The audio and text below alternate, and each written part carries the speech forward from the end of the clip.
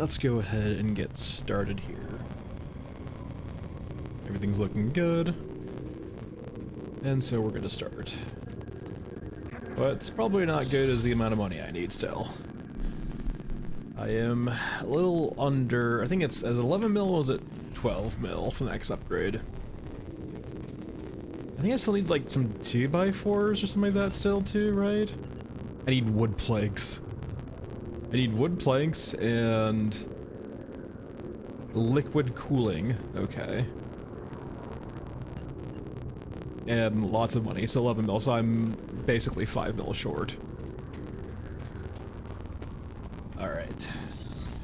I need to go acquire wood planks. I mean, it's really all about money. Let me go take a trip to the bar real quick.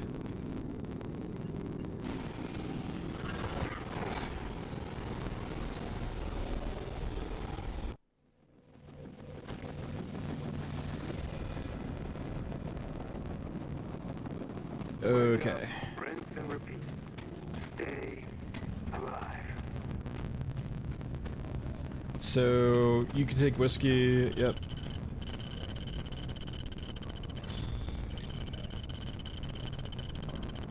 That's done.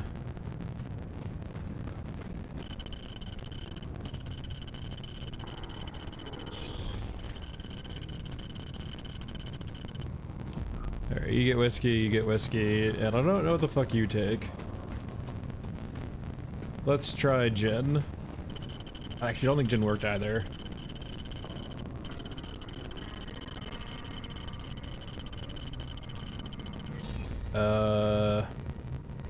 Scotch? Alright, that didn't work either. Oh well. Hey, Darty, how's it going?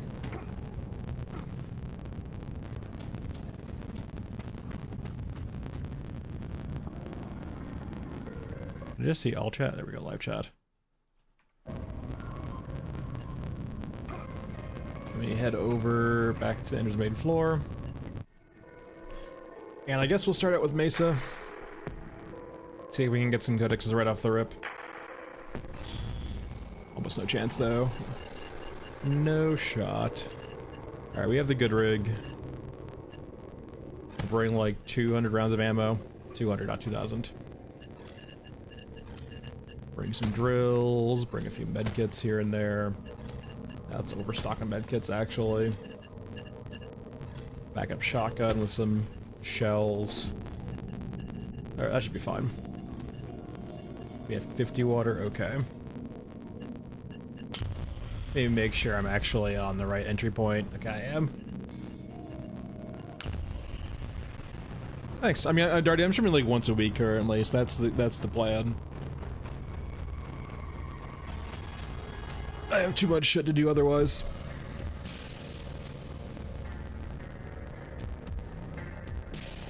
Is my mic a bit weird? It's probably broadcast if that's the case. I can probably fix it. Yeah, let me go ahead and kill broadcast. It's probably NVIDIA broadcast. It's been a real piece of shit recently. Yeah, I know, yeah, it's probably broadcast.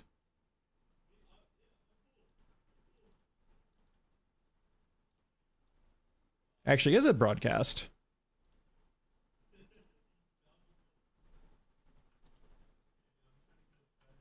Oh, it's in-game that's causing the crunchiness?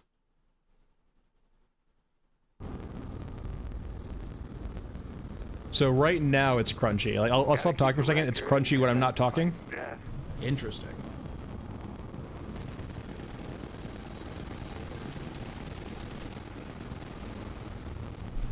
I can probably fix that too. Give me... You know, I thought there's a pretty good cardinal rule about having spawns in game not have enemies next to them. Just a hunch. Especially when your game doesn't have a fucking pause. Anyway, one second.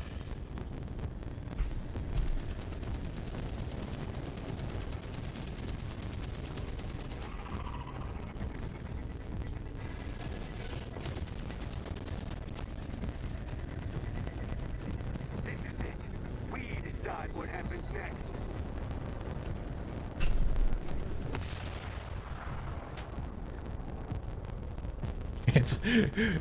Is that any better? I can try a more brute force approach. Once again, cardinal fucking rule. It can't be that hard. I can try a more brute force approach. Nope, it's still going? Okay.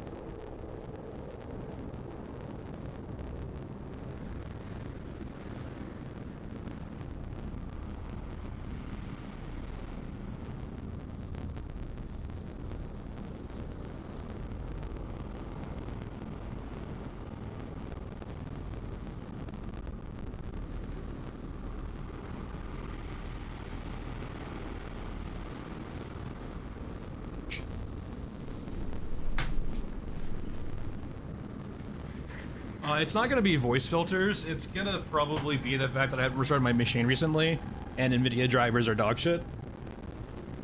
I have two ideas.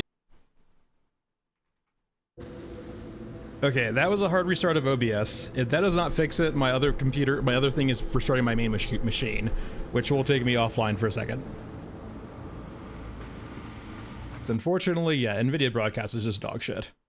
Or NVIDIA in general now is dog shit. So see if that fixes it. If not, I will have to restart my machine.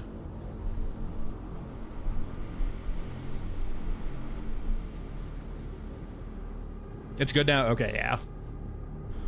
Sometimes OBS requires a restart.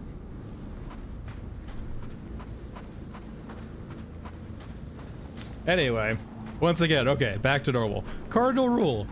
Typically speaking, when you have a spawn area, because you don't really know when a player's gonna load in, if any issues like that, you just don't usually have enemies be able to threaten the spawn area on maps.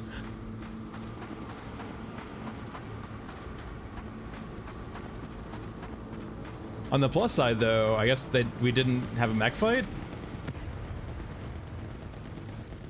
This I'm not that I'm aware of. Dead tags, no mechs.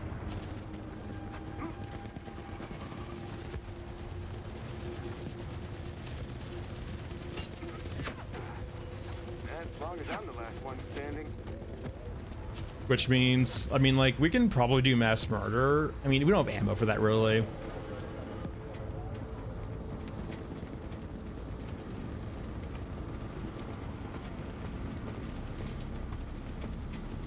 It's really just run out. Oh, you do it.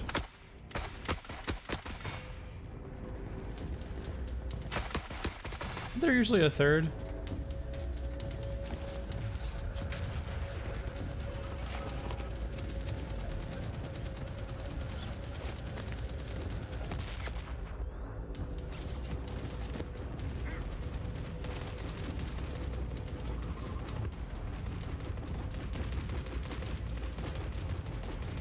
Just what I need in my life. Complete. I feel like there's something wrong with this picture. I don't know what, though. Don't miss. Every shot counts.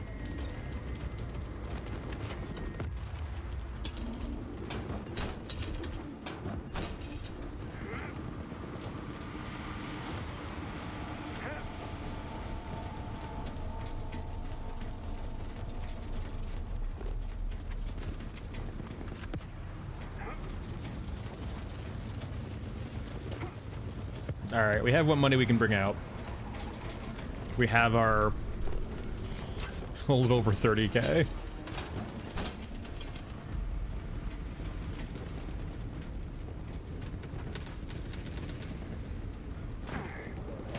It's just, yeah, it's just a UI update. The time was in the animation beforehand. So it's just a, I don't know why they added it, to be quite honest. It feels, it doesn't really provide me with more information, I guess. I guess it's a way of telling users that you are doing something, but I don't know. I don't feel like you need to tell users that much, that you need to have a UI indicator telling you when you're opening a container.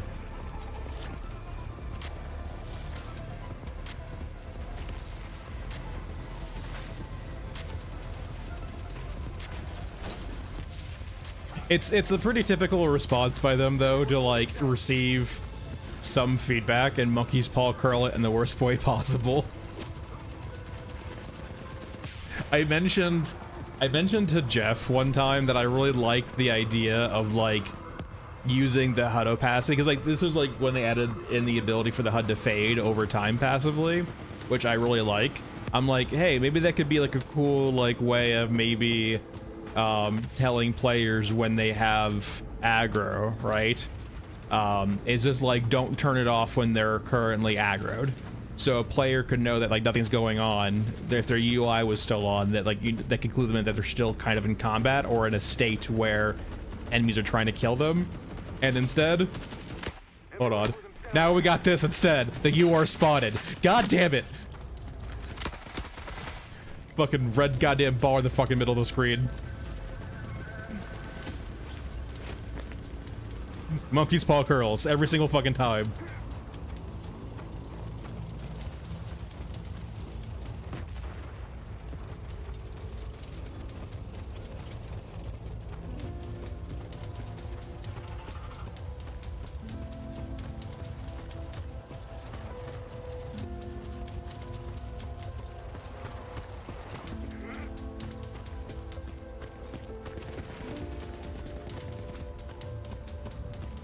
I'm not a big fan of it, because like the other, the like the HUD opacity is a very subtle way of doing it, right? But it's still informational. The red sign is just like a in your face. It's like it's fucking an ambulance siren visually.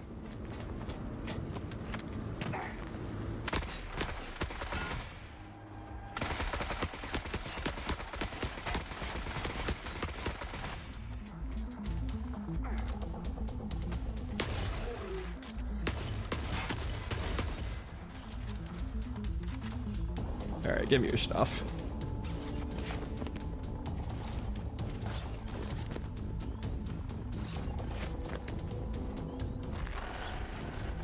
Oh, I've been spotted. How could I tell? Thank you, UI indicator.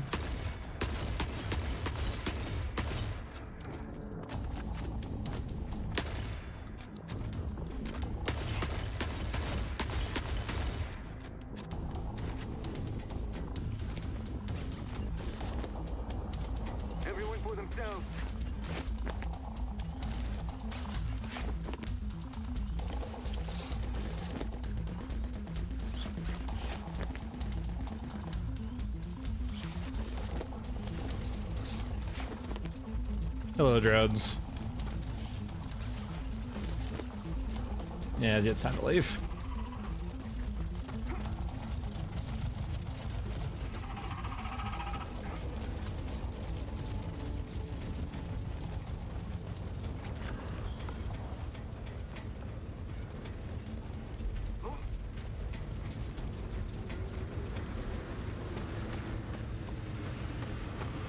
Alright, going back to the innards, we don't really need to go to tunnels at all.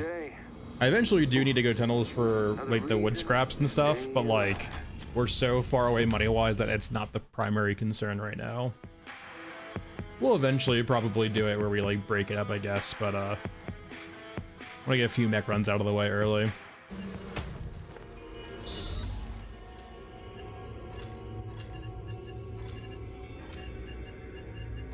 Once again, another standard loadout. Mainly just rifle ammo, a little bit of shotgun ammo just in case.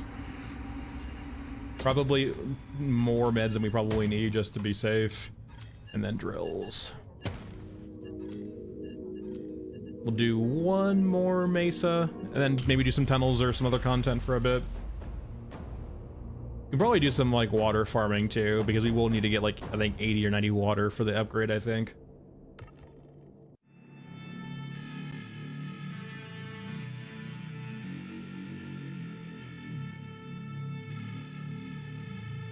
Wake up, rinse and repeat. Stay alive.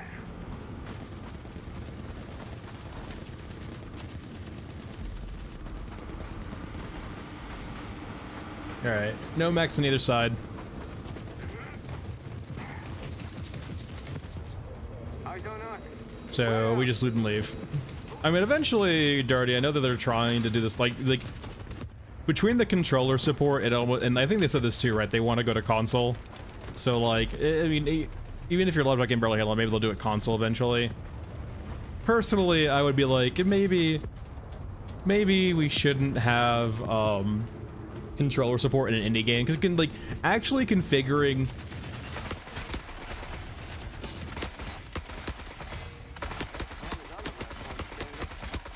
doing controls for a game is actually really hard, and doing controller support and keyboard and mouse support is very limiting. Hey, that happens sometimes, Dai. It's just like a weird circumstance of like the terrain plus the rigging plus the animations. It's reproducible, but like it doesn't happen very often outside of a few maps.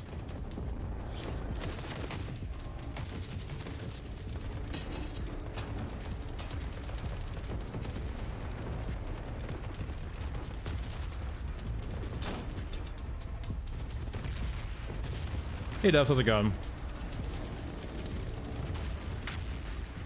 Everyone for themselves.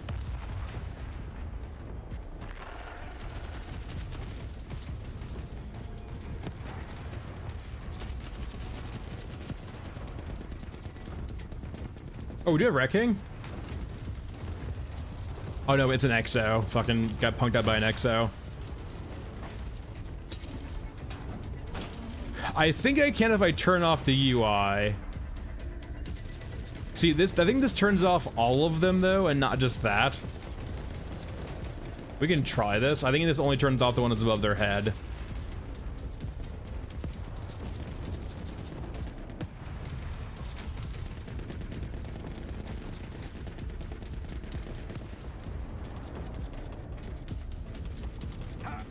Let me try shooting someone to see if it actually gives me the indicator again.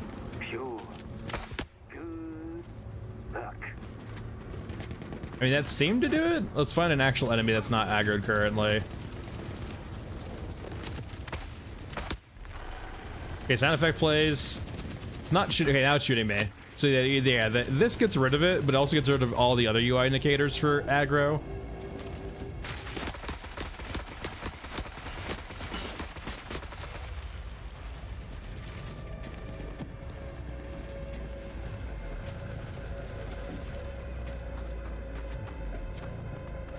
I'd probably be into it if it wasn't for the fact that, like, there's lots of scenarios where you can be shot from across the world and not see them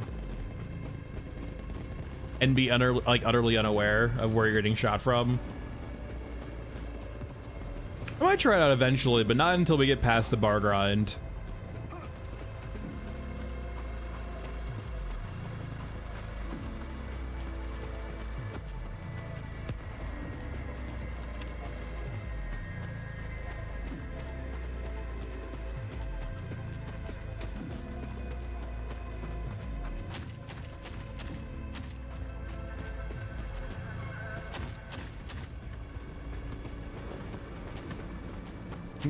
Especially with HK missions too, like it feels like it'd be pretty brutal.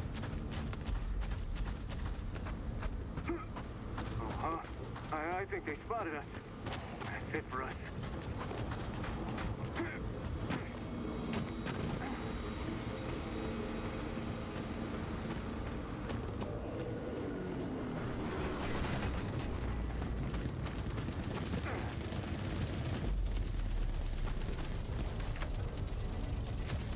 let's keep going. Fuck the drones. So drones, where are you shooting from? I don't see any model gun on you. Where's your shoot hole? Where's your gun, Mr. Drone? I see little claws, I see a stinger, I see little circles, I see like mandibles and little insect things. Where's your gun? I see a face. Whittle them down and we can break out.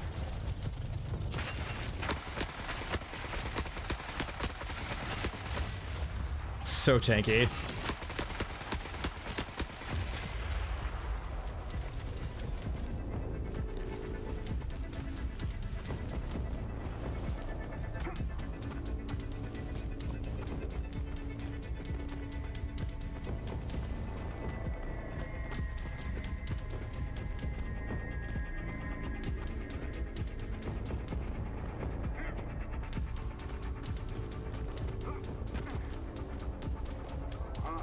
I think they spotted us. That's it for us.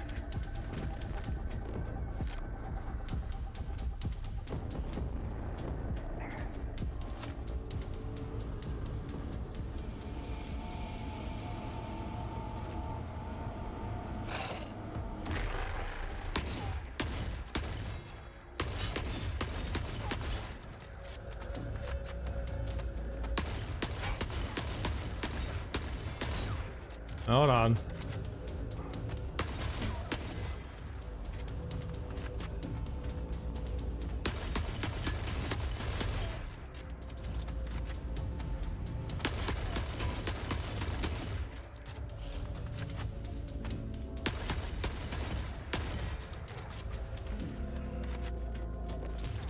Considering these guys can drop IFFs, that actually they're pretty decent money actually.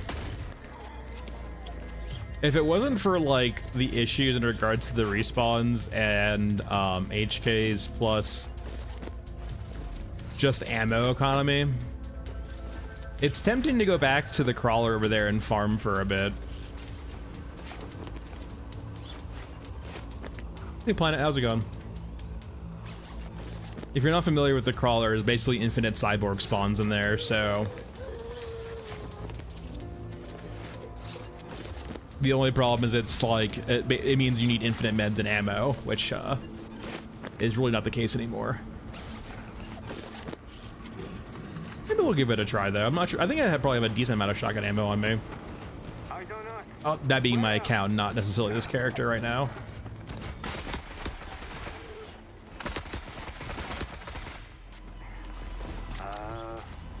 Running is always an option.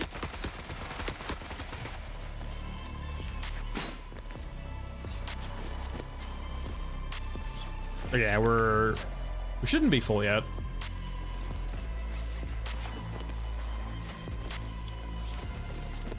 Okay, now we're full. Okay.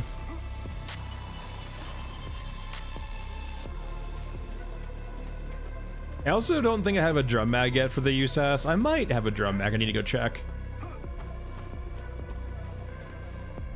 Wake me up in a year. Because that will, you kind of need a drum mag for if we go to the crawler. Yeah, like all the IFFs here.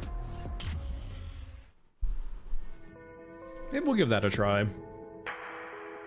It's still pretty monotonous, but at least it's like actually shooting and killing things over and over again. All right.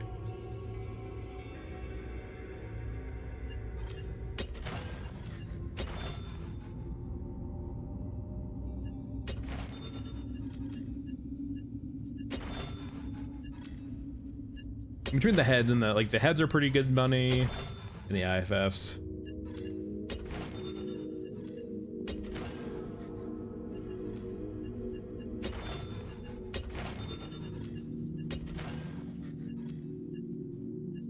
All right, pack mule. We're gonna want a meal for this for sure. I don't have a flashlight on this, I don't believe, which is like, this is probably like the prime example of when you would want to have a Vepr shotgun for the flashlight. All right, I need a drum mag. Let me see if I can buy the drum mag. I think it might be Grillo. It might be also Aramaki too, but we'll find out. Magazine.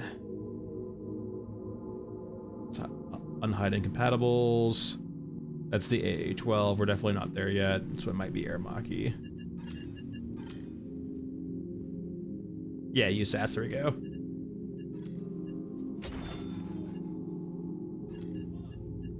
So, not customize you. Customize. Save. How much shotgun ammo do I have? Not a whole lot, actually. Thankfully, you can buy quite a bit, though, actually, in comparison to most other ammo types. 200 shells will do a lot of work. So, let's bring our whole... Let's bring 200. Let's go crazy here. Bring a shit ton of meds. Does this still work? It gives us... I have that. Let me get some ammo, too.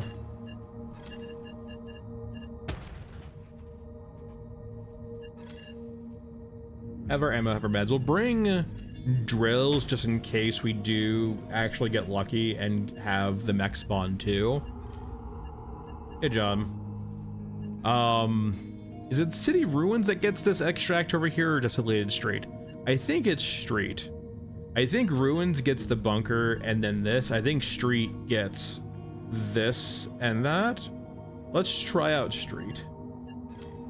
Because we want the extract where we can go on the backside of the crawler and use that instead. It's been a while since I've done this, so we'll see how it goes.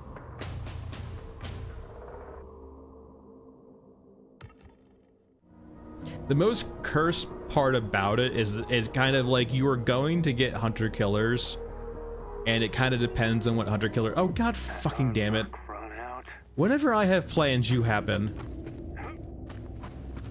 Okay, at least we do see that we do have that extract, which is good to see. We see the timed extract over there.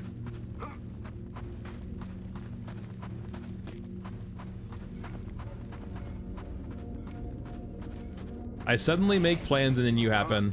I think they spotted us. That's it for us.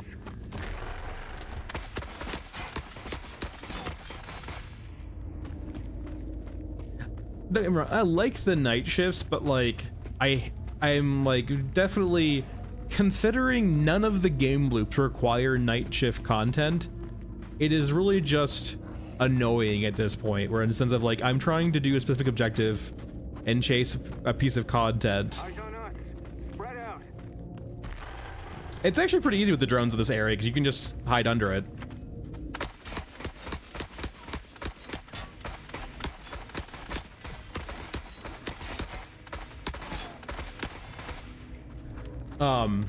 But like, considering most of the, like, I mean, I can mass kill cyborgs on this map, but it seems kind of fucking not really worthwhile considering the HK presence on this map, or the dog presence on this map. AJV.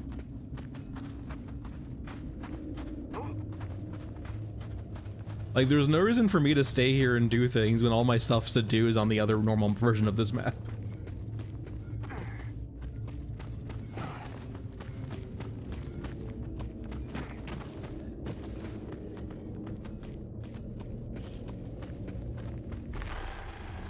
Hey Darkstar, how's it going?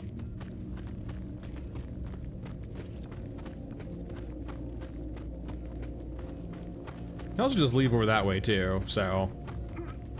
I think, yeah, this one doesn't get the bar or the bunker extract, which is perfectly all fine and well considering the bunker is really rough.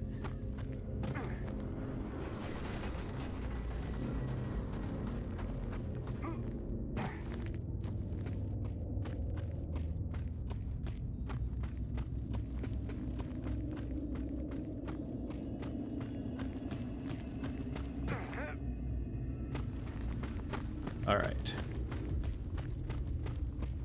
We're just gonna leave it, run it back.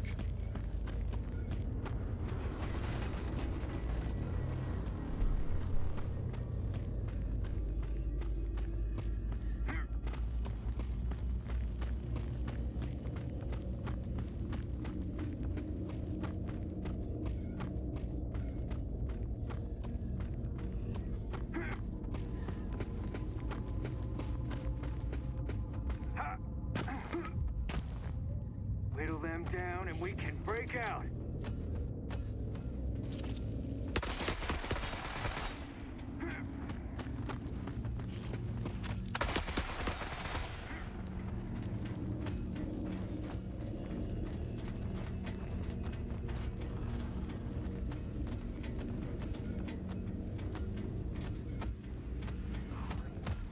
What?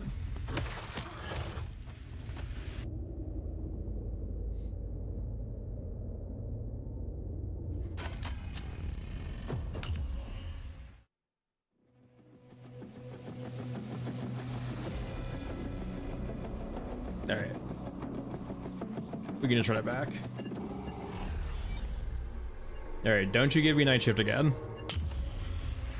Thanks, Dad. I'm kind of confused about your comment, but, you know, welcome.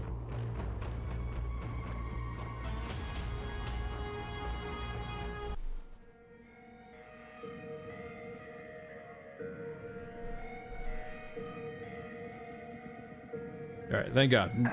A normal shift.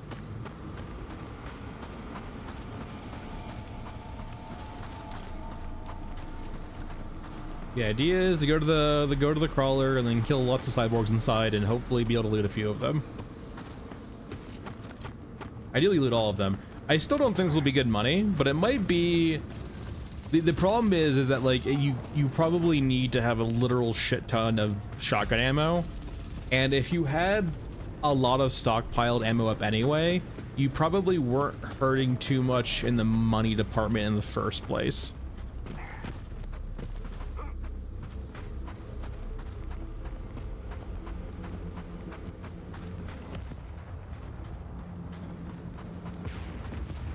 So it seems like you can buy 200 shotgun shells per reset, which isn't too bad. All right, we have Rat King. Rat King will likely die. Yeah, I mean, cyborgs give you a lot of money. The problem it's not necessarily about the money income, it's about the resources expended to get that money, right? Because, like, say, for example, if you're on a newer account who doesn't have infinite stockpiled amounts of ammo, like, sure, the farming of cyborgs might be lucrative, but it might not be sustainable for you.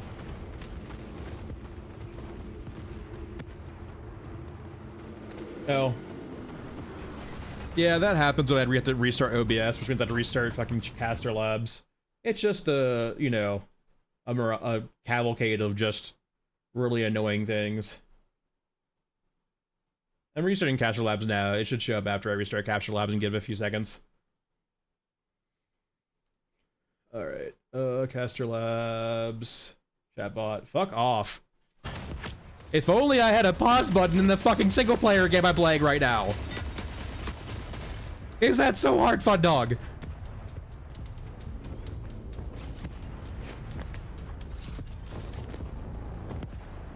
Anyway.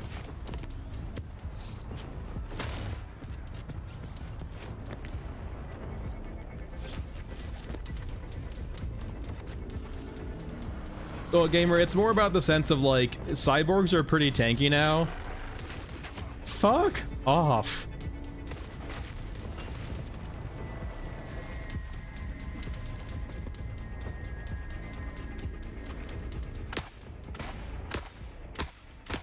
Cyborgs are pretty tanky now, so, like, if you can only buy, like, 200 shotgun shells per reset, that's actually quite a decent amount of cyborgs, but it's not that many cyborgs.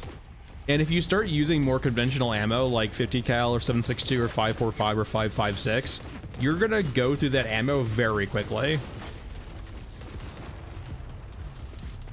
There's not, but John, then but getting into it though, if you're having to spend time farming tunnels for ammo to farm cyborgs, you are reducing your overall income per hour from cyborgs, which defeats the purpose of farming cyborgs, or it diminishes the return. Well, 45 ACP is like, that's another instance, gamer, of like a very like tightly controlled ammo economy there, right? You do not get a lot of ammo per reset with that. Once again, if you're, I would bequeath you, if you have lots of ammo stockpiled up from playing the game, go try making a new account. You can save your save file and somewhere else and go back to it, but like, this is a relatively fresh account. You don't get lots of ammo, especially if you play like a farmy style where you're actively killing things. Spread out. Which kind of the game forces you to really want to lead into.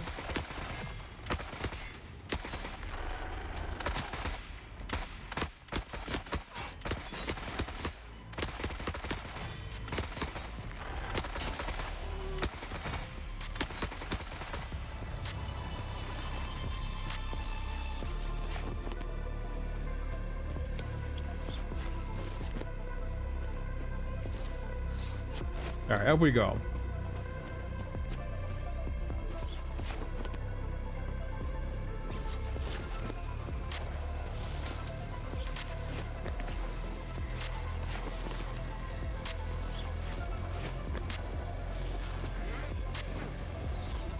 Whittle them down and we can break out.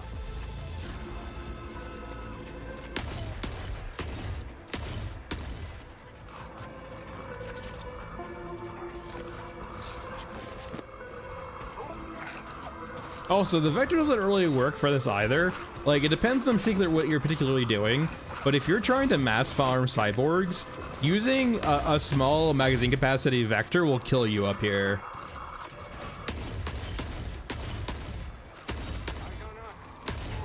The reason why is that, like, even despite shotguns being heavily nerfed now against cyborgs, there's still crowd control.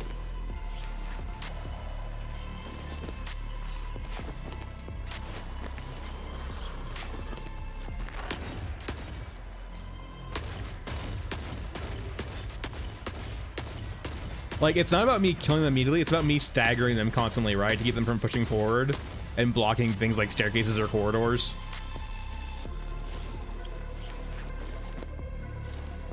Hey, Bob.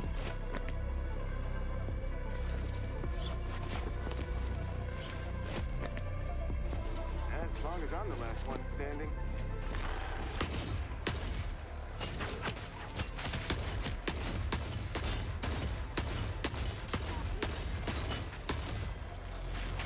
Maybe we'll be too busy eating something else.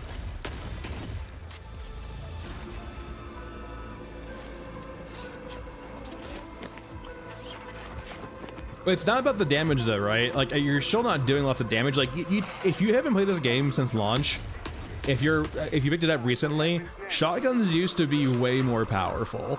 Like, to the point where you were one-shotting cyborgs even at like a decent range.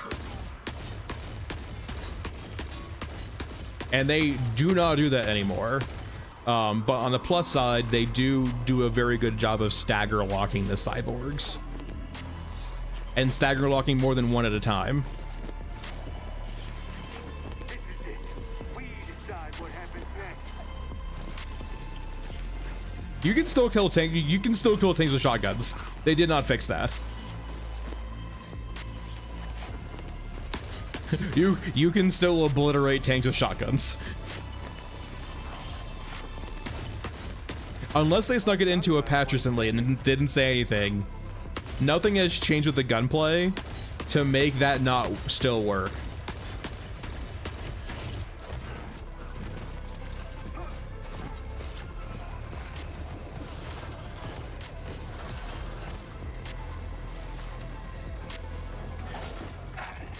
Like an actual keybind? I don't think so.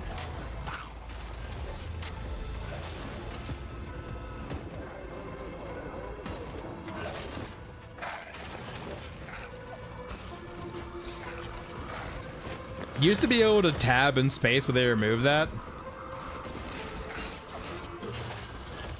I mean, I'm personally, like, I would be surprised if they bother, considering looting's kind of shit in the first place.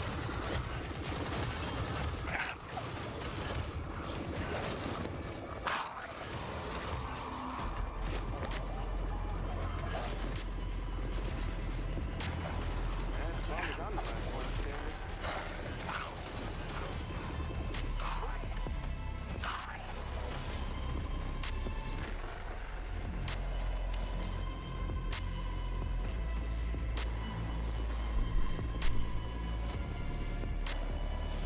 Yeah, there's like no fucking shot they do that though.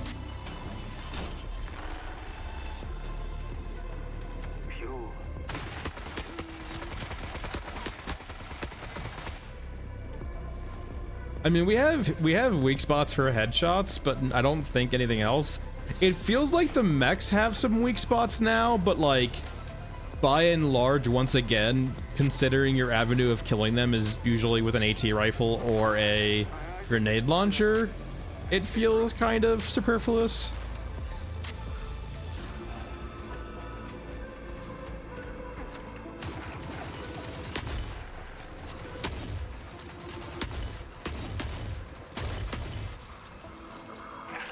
I have to be careful here because, like, the respawns are very deceptive. And, like, we're getting crawlers right now, but it can be the runners very quickly, and we do not want to get surrounded.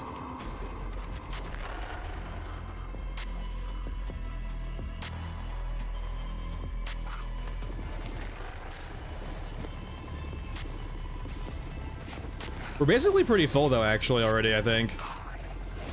We're getting there.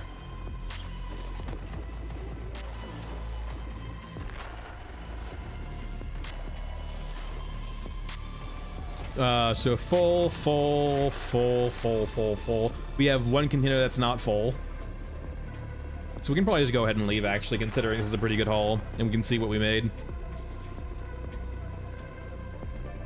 The rig says how much credits we have in the inventory, but I'm not sure how accurate or up to date that is. And it's counting things like things we haven't actually searched. Yeah, they're all with nothing. Now the only downside of this extract is if there's an exo here, which there is not, so we're okay.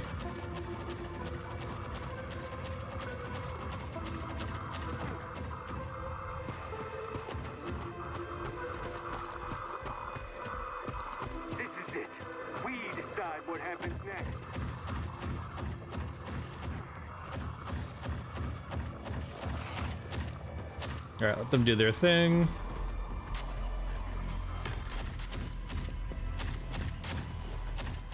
And the drones will spawn, but as long as we just go under the bridge here, we're basically fine.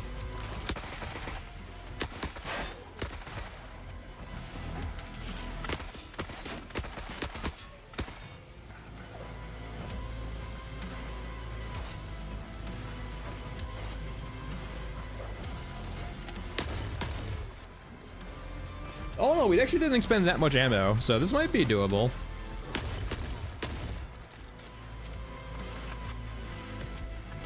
The other extract, no, this has always existed. It just depends on you not using the default spawn for Ashen Mesa.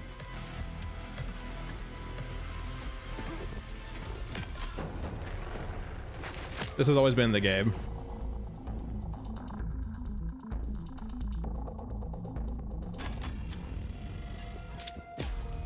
So the main thing we're looking for is like the IFFs, right? That's what's gonna make most of our money here.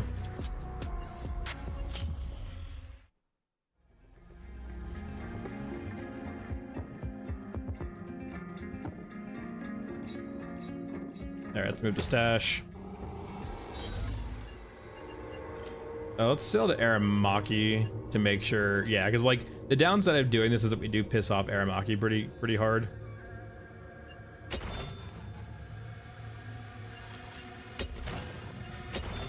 So we're at like 6.1-ish. I'm selling probably everything I find, so that's 100k. 100k plus 130. About 200k now. Other sideboard parts around here. We'll say that was part of it too, so like 210.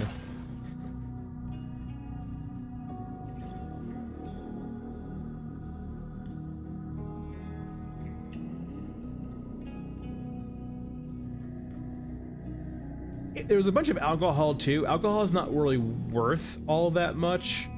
You do get a ton of alcohol off of it though. We need 11 million. We have 6 million, and after 11 million, we need like 13 million. So it's really, once again, seeming like it's a decent fallback plan, I will say. If we're expending water, the idea of using this as a fallback for when we can't kill mechs is enticing.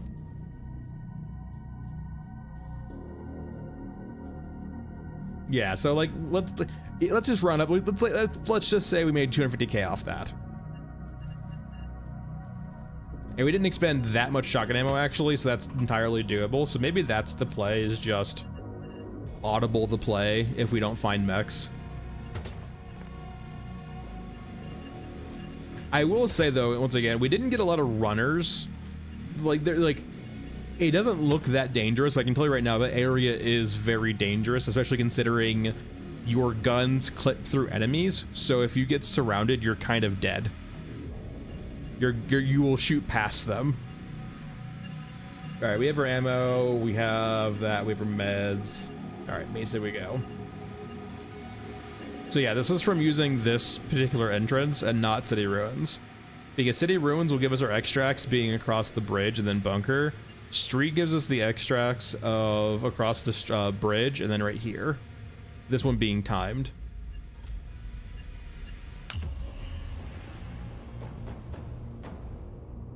I wouldn't necessarily say that though, because we're taking a codex from a mech.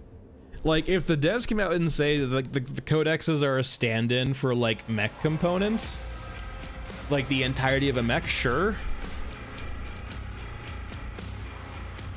Why do you do this to me, game? The curse of this too is that this changes the spawns inside the actual walker also, so it makes the fact that we just can't do the walker basically, even when we get this version of the map.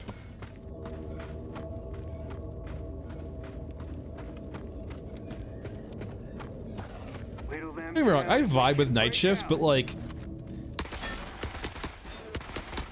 the only gameplay surface they serve is like perpetuating the game to like some fucking Grimdark Safari roleplay.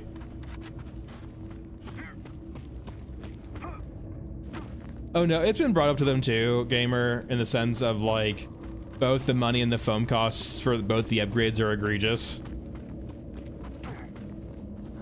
And it fell upon deaf ears, so it is what it is.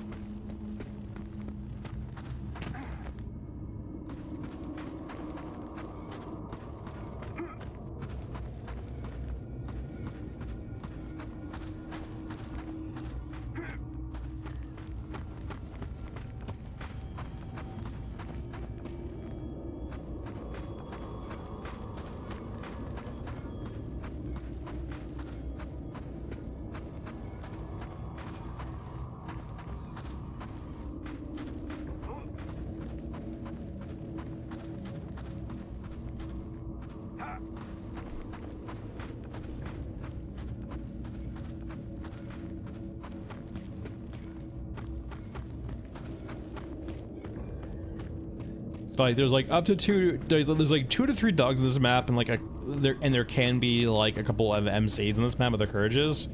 I'm like what do you want me to do on this map other than just fucking leave? Why would I stay here?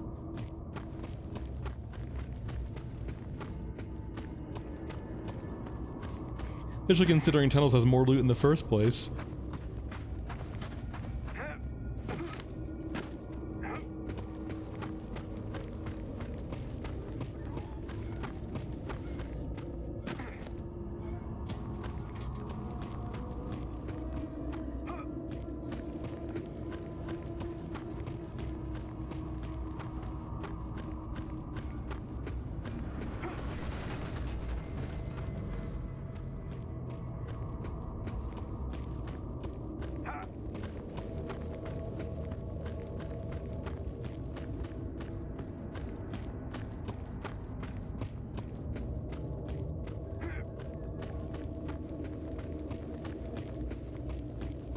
All right.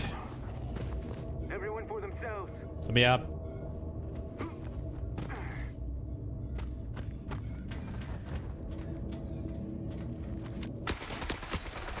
The only scary thing about the bridge is that the drones you don't really have cover from, and so you can get pelted to all hell and back by drones that are overtuned as shit.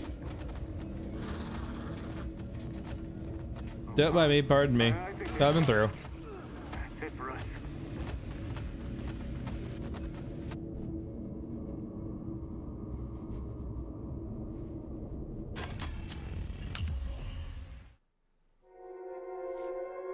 me see if I can prestige too, because we did do a lot of killing last round, so we might be at prestige cap with this character. There we go, yeah. Not you, go back. God damn it.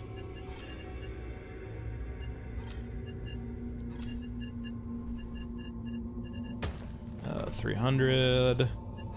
We're gonna extra 100 545. Let me go ahead and buy some more 545 from Aramaki too. And 762. And fuck it. Make sure we stock up on shotgun ammo too.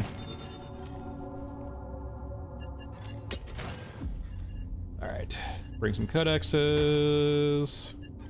Sorry, things for getting codexes. Bring some meds. And we're good to go.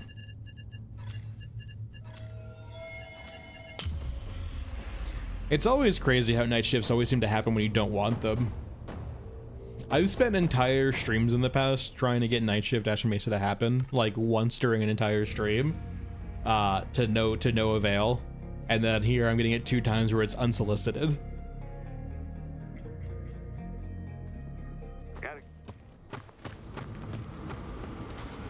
Alright, first check is we're gonna see if the mechs are here.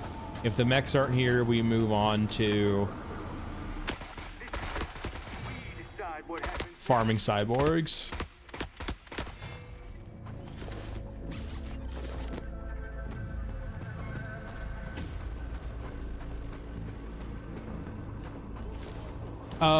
Basically nothing. If you blow up the bridge, it affects the cyborg spawns on Scrapyard and apparently this map, but mainly Scrapyard, and then it basically makes this map unplayable for 4 to 5 hours, which is something that we don't want to do.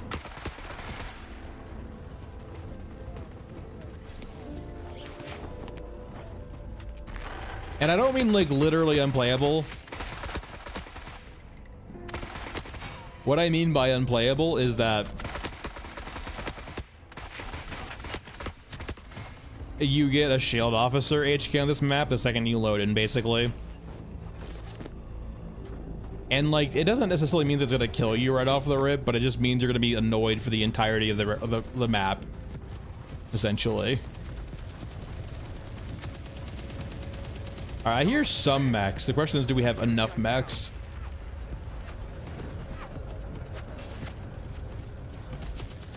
Okay, we do have the right thing. Oh, there's a lot of fucking... Hopefully we get the actual setup where 3 of them die.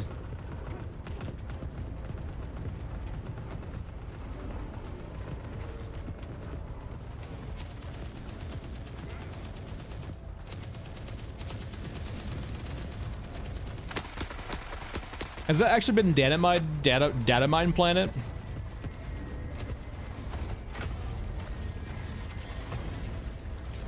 Because, Rhodes, we're not necessarily trying to farm cyborgs. We're treating it as an audible for if we load onto Mesa and we don't get this set up.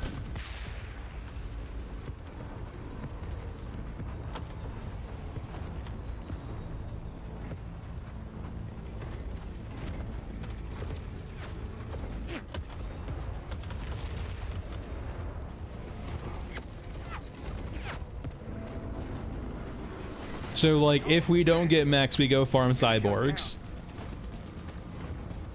Because by and large, the mechs are the bigger money maker than cyborgs. It's just, they're not as consistent.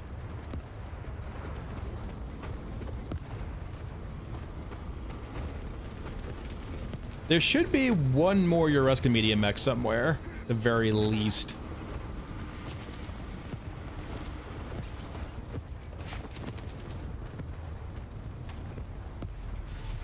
Alright, that's his thing. Where's the other one? Okay, are they fighting each other? That's what they're fighting each other actually over there. Where they're not sync killing each other actually. There they go.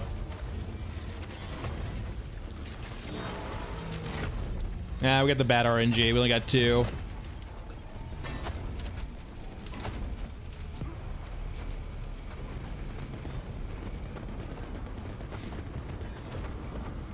But 2 is better than 0.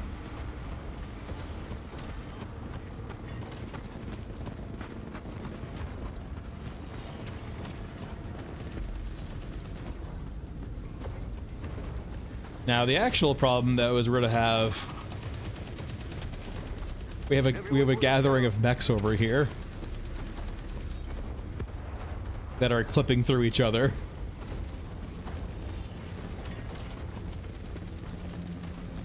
You spend lots of time in tunnels, Pavik.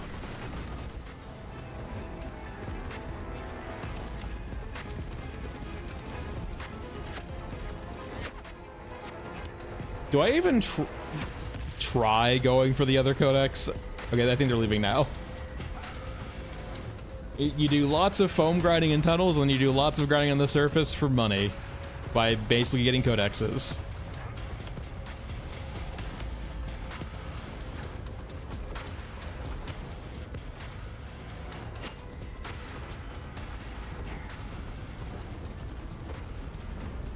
Alright. Yoink.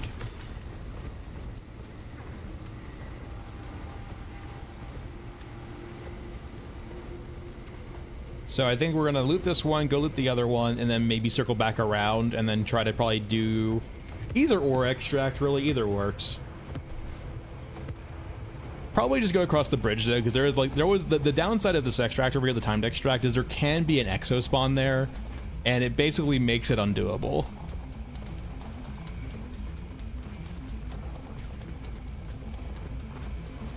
Yeah, I mean you can't really play around that basically, so it's like why bother? It's essentially a scripted death.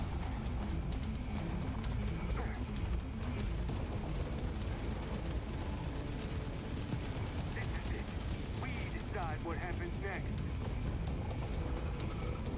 I don't think there's anything rare in the game. Is there anything rare in the game? I don't think so. I think codexes are pretty common. Yeah, I guess IFFs level 3 are rare because their drop rate's abysmal. But I don't even notice when I pick them up, to be honest. I don't really need them for anything. Alright, did we lose the die roll? Or we did do a grabber. We're getting close to actually being able to, like, even just avoid the grabber, though, which is nice. Okay, no, we're good. HK. We have, Europa HKs. We're fine. Well, fine being relative because, did it despawn? Are you kidding me? Oh no, we're good. We're good. We're good. Never mind. Ignore me. Wrong pile of fire. So the concern actually with HK Europas is that they aggro things around them like other HKs, and if they aggro the medium mechs, that could be very bad for us.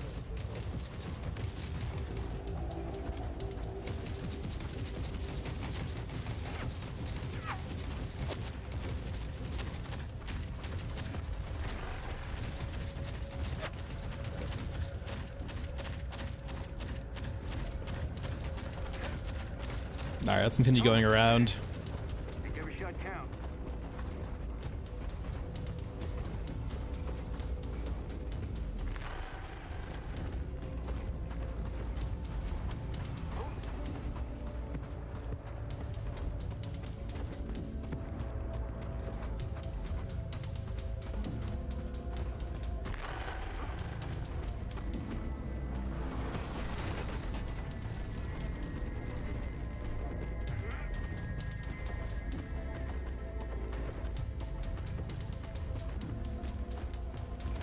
Guess I'm very well. I'm being constantly spotted by HKs. Thank you.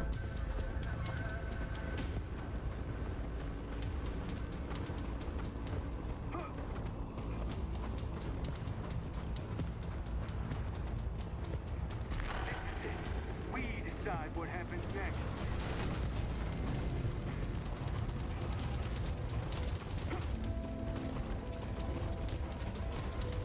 Thankfully, the bridge is pretty safe too. Lots of enemies have problems pathfinding across the bridge. HKs can get across, but like it's very slow for them. And only like the infantry ones can get across. So like once you get to the bridge from like the grabber, you're fairly safe. They're I don't want to say they fixed it because you never know what can happen, but there is a chance the grabber will teleport if it can't pathfind to you. Doesn't happen very often, but it has happened in the past. So, I wouldn't tempt fate by saying it can't ever get to you on the bridge, but, it shouldn't.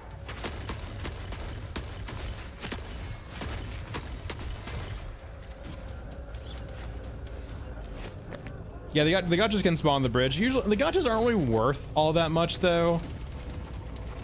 I mean, they're better than nothing, right? And they're usually pretty good for a large slot, but they're not worth all that much.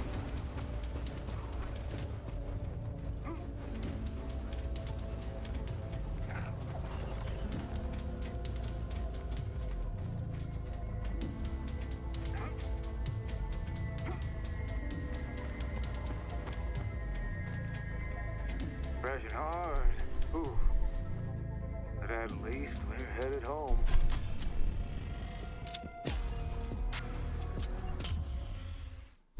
The other plus side of doing codexes too is you do get a shit ton of experience if you're not maxed yet.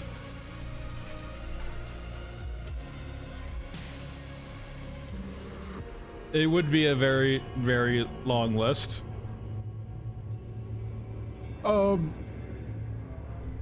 The game has too many issues to list. At least off the top of my tongue.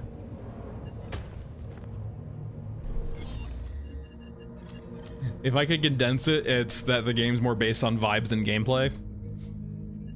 That's the TLDR.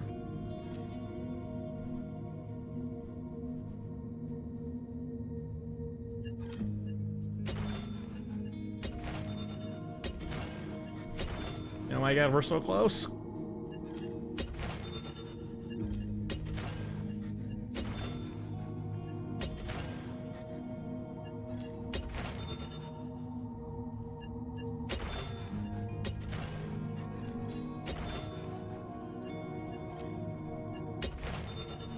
And like the other issues too are just like there's too many to go over in a concise way.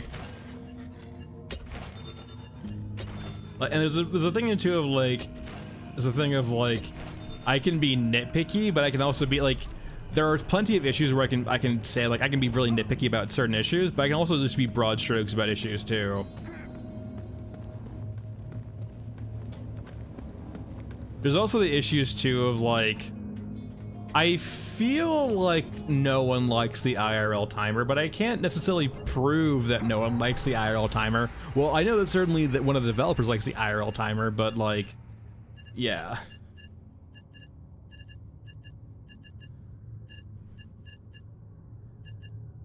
Just too many questionable design choices.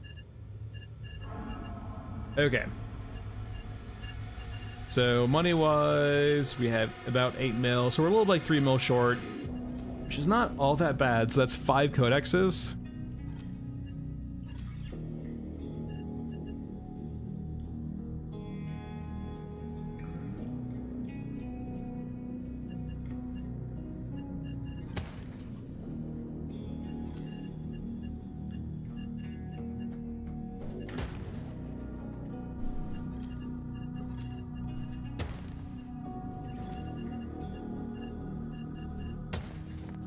So it's like, that's like getting lucky once, basically.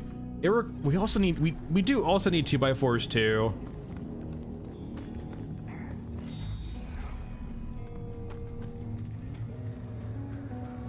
Right, or is it 2x4s? What is it again? We need a lot of water. We need wood planks. Let's do a quick run through Tunnel A to Ashen Mesa and try to see if we can get some wood planks along the way.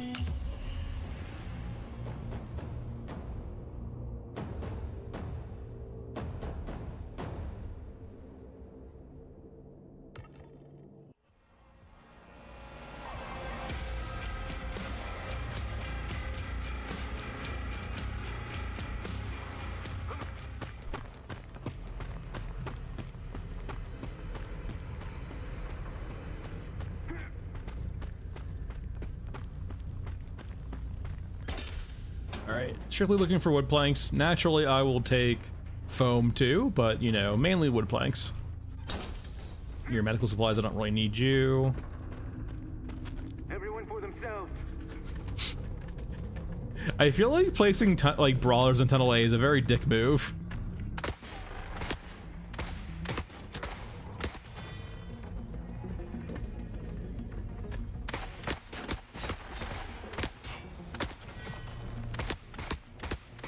Especially ranged brawlers.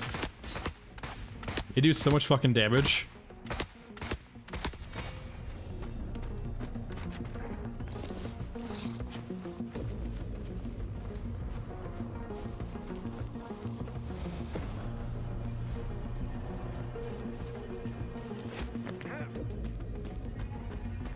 Alright. Wood planks 2x4s, either or.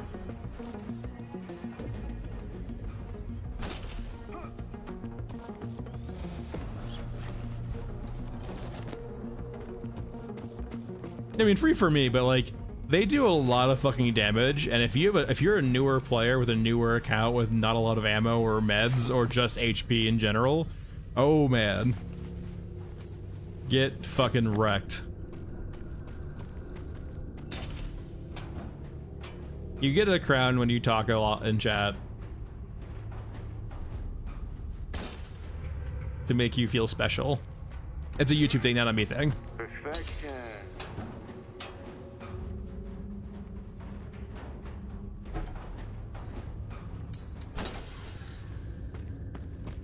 YouTube's trying to up their chat game, basically, it feels like. Oh, god damn it, you tease. For those that don't know, when you see a black light, there's very often a pattern that gives you foam right afterward.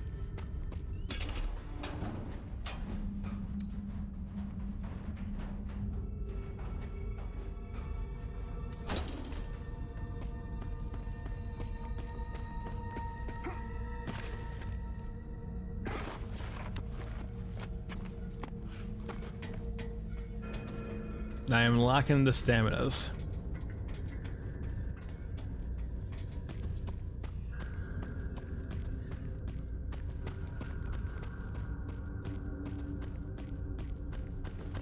I believe this is the way to Elephant and not, that's right, I believe this is the way to Mesa and not,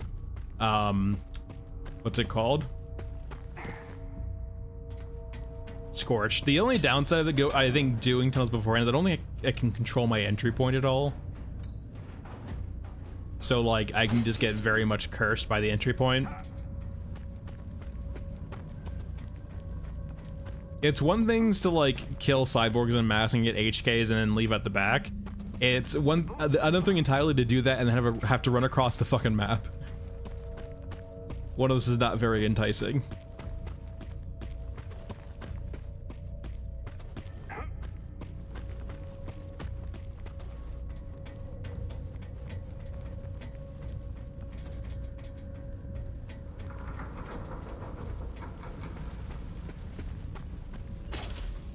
Wood plague.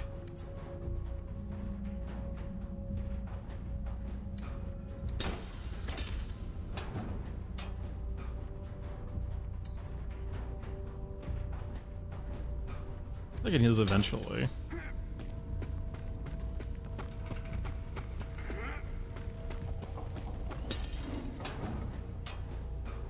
God, I did not miss tunnels at all. They've gutted it so much to the point of irrelevance. Just like everything, they take something that is poorly tuned, but at least has some novelty, and they gut it.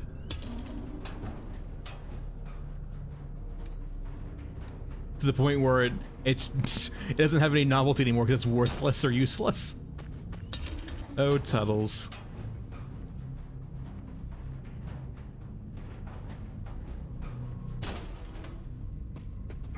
Alright, let's continue Mesa. I want to see to what entry point it gives me also. I want to see how... I kind of feel it's going to put me at Bunker. It seems like that's the default it likes to go to, is Bunker a lot. Yeah.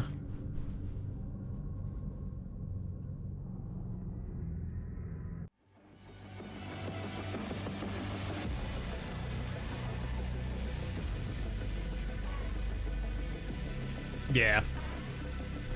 It definitely seems like the default entry point for this map is always Bunker for tunnels, which is sad.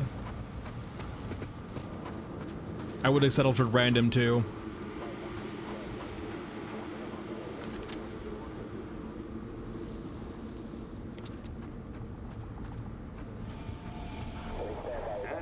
I'm the last one standing.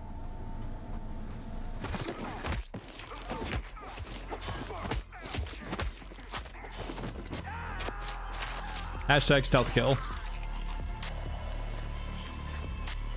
I don't mind this spawn, but like considering it's the de facto spawn for every time you enter from tunnels, is kind of a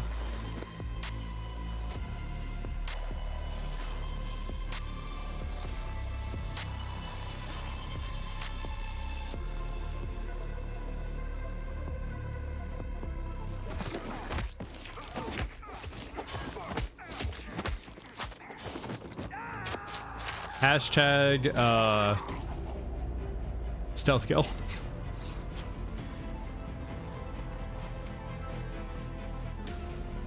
Oh no, yeah, like yeah.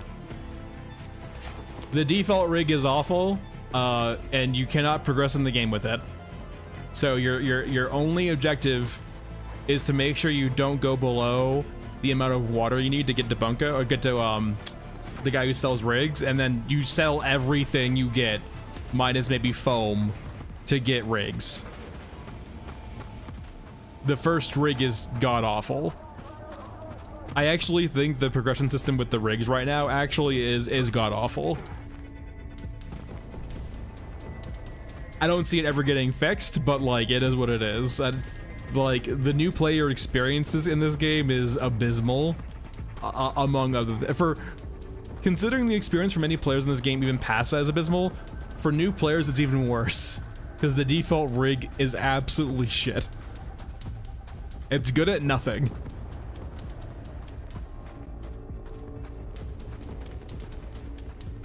It's not stealthier. It doesn't have more capacity. I guess you could say it weighs less by the nature of it carrying less.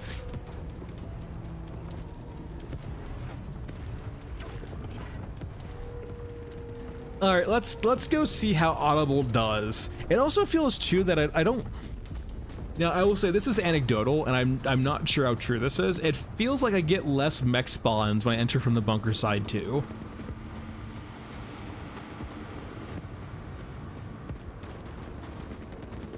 Yeah, but the bar is a very like late stretch goal. I would say like the gap between where you are and the bar is massive, especially considering you don't actually get to fully realize and use the bar until you fully upgrade it. And so you're just SOL.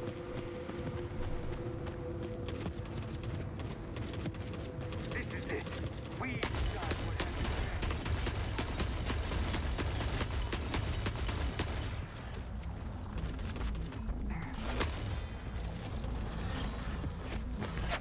Granted, at the same time, I would say, like, what else are you gonna chase, actually? Like, after you get the crafting station, like, what else are you gonna really chase as a newer player? Not a whole lot, really. Like, there's literally nothing to chase toward, I feel like, after you get, like, your equipment runner, basically, right? It's like, oh, yeah, it's like, I guess it's time to go for the bar now, question mark?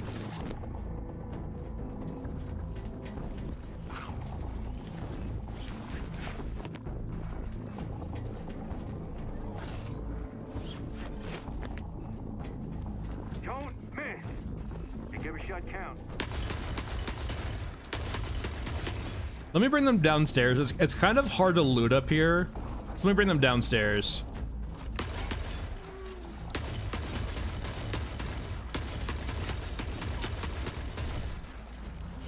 Because the respawns happen right upstairs, if you actually try to kill and loot up there, it can be a giant pain in the ass.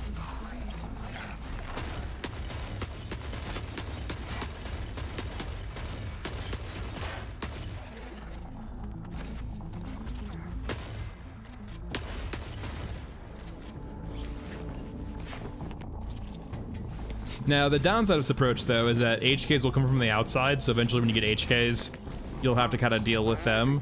Thankfully, though, if it's the regular, like, EOD HKs, they usually would just end up fighting with the cyborgs.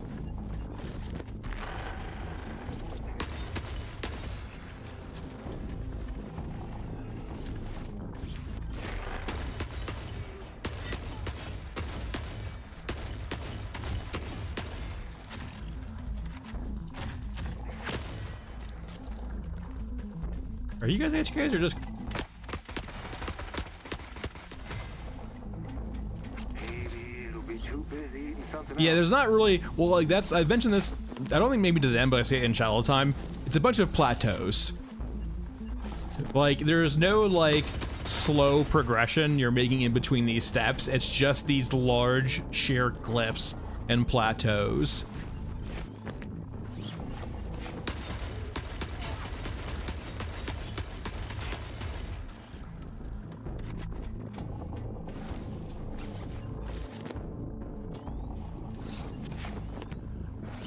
Understood English or understood, like, what I'm talking about?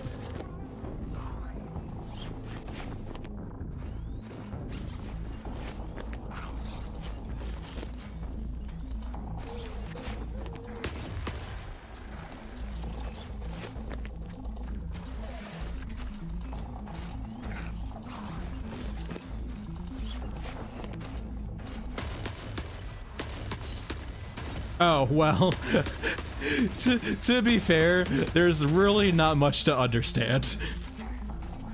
What we are essentially doing right now is we're doing very typical, like, farming to basically get stuff to sell, to get upgrades later, sorta, kind of.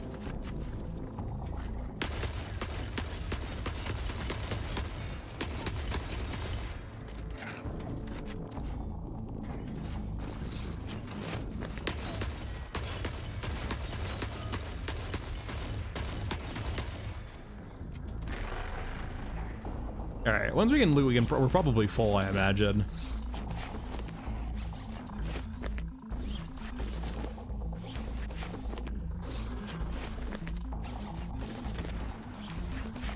I think it's fine. Actually, yeah, you guys can run by. Go deal with the HKs for me, please. Or not.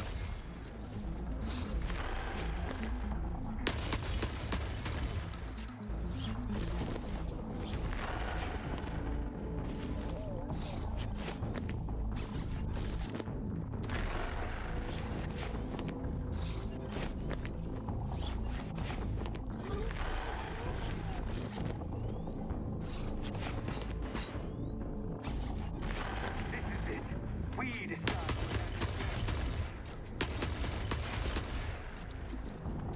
Yeah, I don't want to lose all my ammo here. So I want to make sure I have enough ammo to actually, like, leave with. Are we basically full? Yeah, we're basically full. I can leave.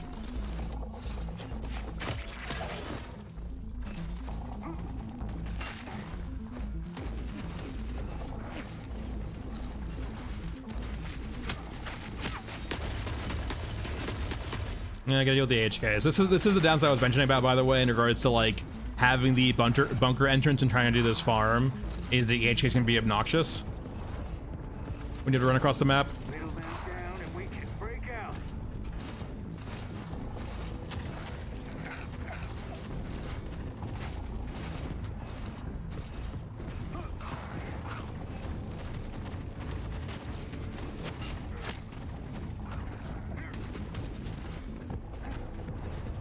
I don't want to smash your hopes. I would just say temper expectations.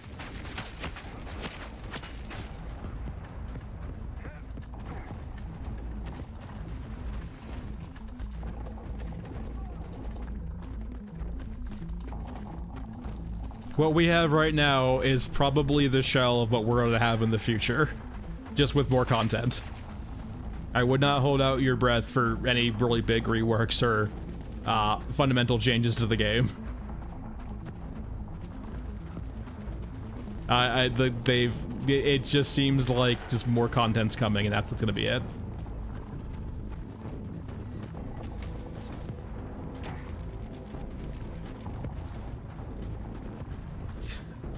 Gamer, the only thing they can be killed by is by the railgun or the AT rifle that you get after doing the bar.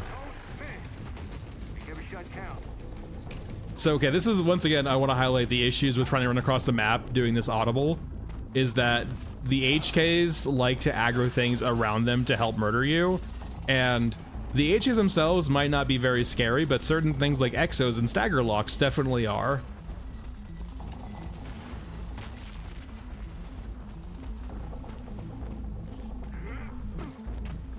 I mean, you say that now, but considering their idea of new content is making it very expensive and foam intensive, be careful what you wish for.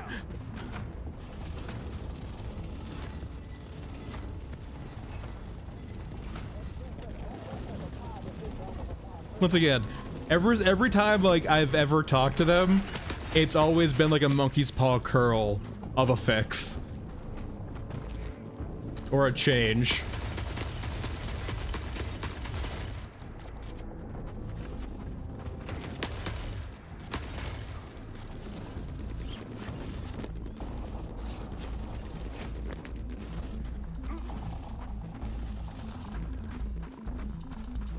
Nightmare confirmed that they're adding new guns for the next patch too, it seems like. It's like Christmas came early. I'm hoping that the new guns symbolize that they're actually gonna do not an overhaul, but like a balance pass for all the weapons. If they had a bunch of new guns and the VKS is still where it's at currently, oh man.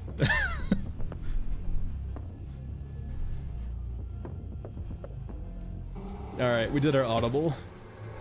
Let's see how much money we made. Alright, Aramaki, I'm sorry, baby. Please forgive me. 7.92.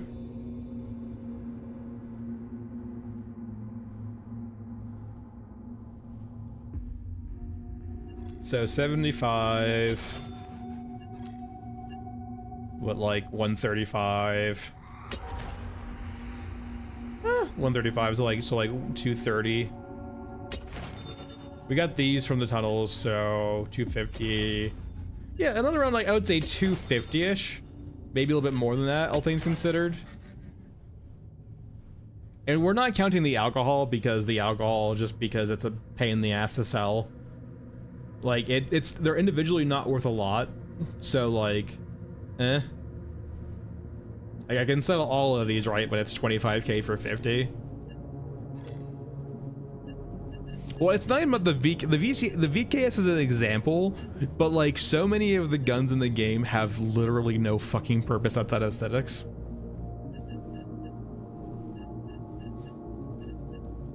Like, yeah, like just none of the guns serve a fucking purpose, basically. Like, you have the archetypical guns that serve a purpose, but like all of the ones under the umbrella don't. Like, the AK, RPK, M4 are all basically the same beast. The only real change is the ammo they use. They're all fairly equivalent in damage and ammo capacity for the most part. Then you have like the middling rifles like the FAL, the G36, and just like the rifles that can't carry a lot. The SCAR is the exception because the SCAR is like, well, they let you silence it now, so I fucking hate the SCAR now. The SCAR to me was one of the most interesting guns because it actually forced you to embrace a trade-off. Lots of firepower with the caveat of not having a silencer.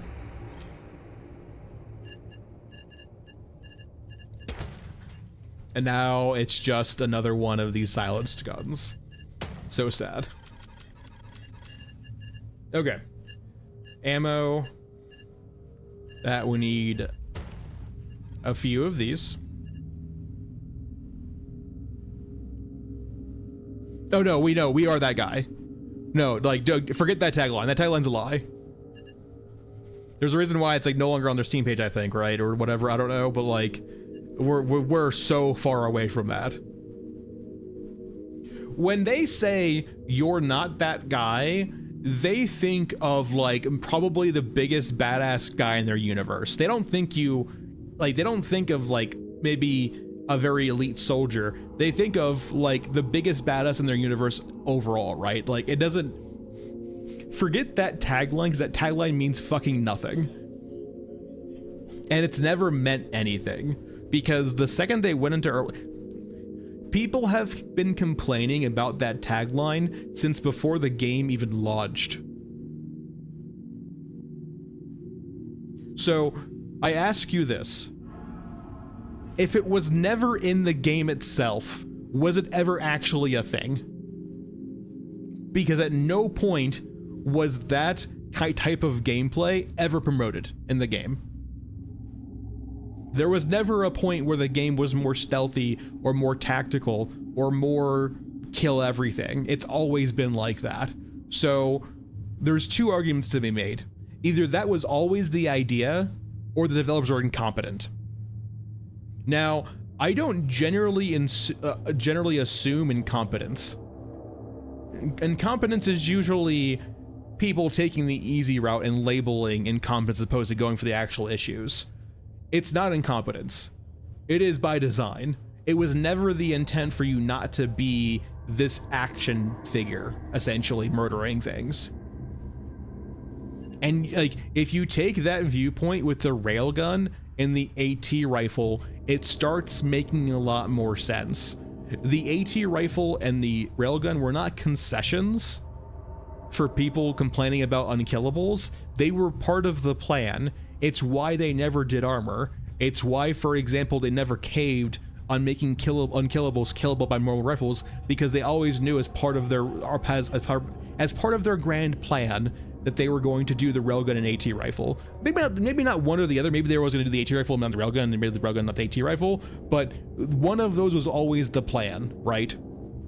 It was always the plan for you to use not ingenuity or tactics, but just these weird kind of unlockable plateaus to kill unkillables, which is why they never caved otherwise.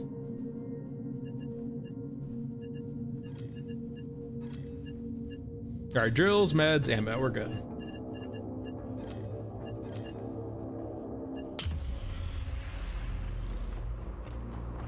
Apparently, I would view that the "you're not that guy" to be from an aesthetic perspective, not a gameplay one.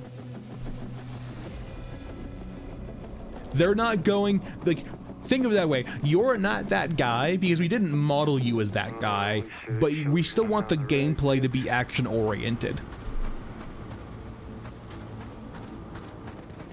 You're not modeled as a space marine or a soldier, you're modeled as a hobo.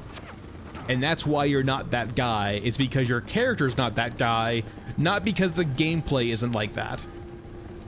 If you view things from like a character design lens and an artistic lens, it starts to make much more sense.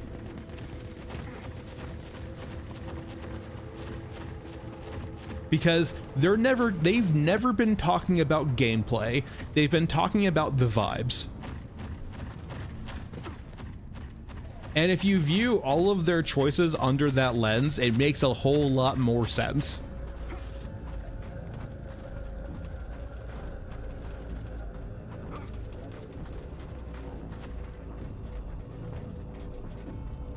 To them, the idea of a gameplay trailer line saying every bullet matters is a vibe.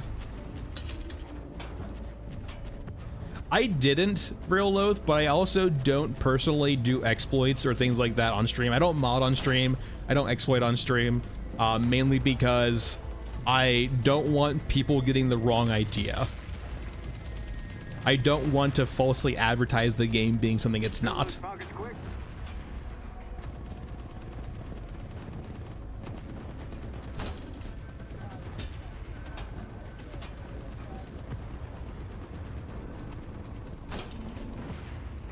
All right, let's go do our audible. Kill some cyborgs.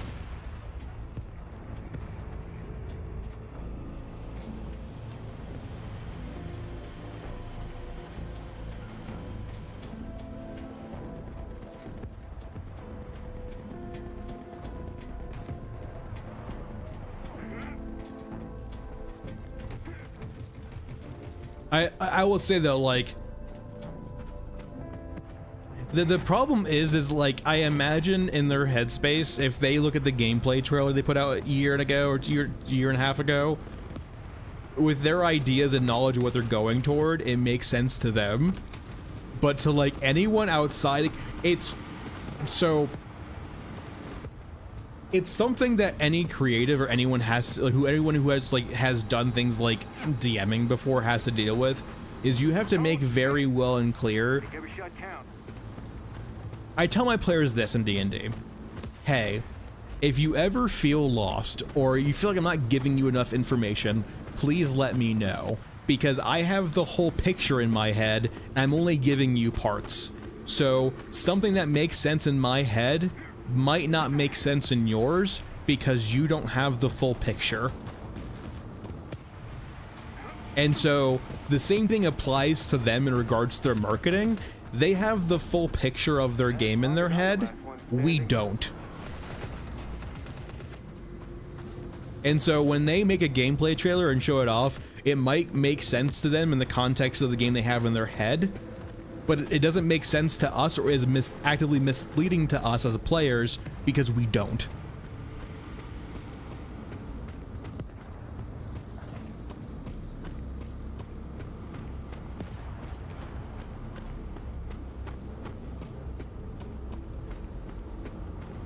No, I mean, like, I feel like there's a certain point too where, like, yeah, if you want to exploit, there are mods to reduce the costs of things, or especially the upgrades on Mod Nexus.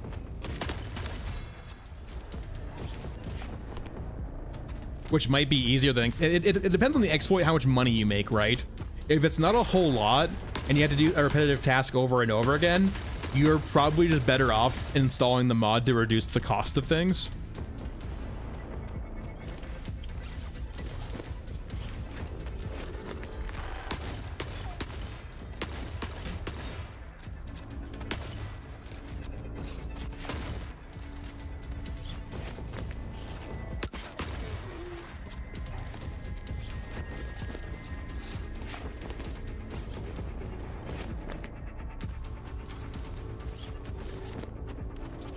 I imagine too, if you really wanted to go crazy, the alcohol is by and large, I think that's gonna take up all of your space in your rig.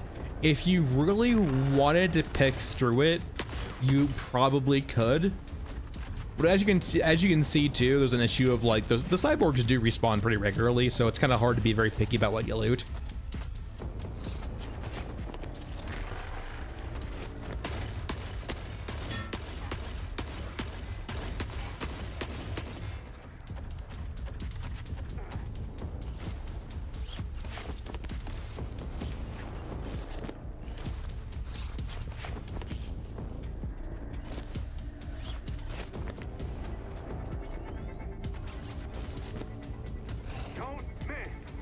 Hello, how's it going?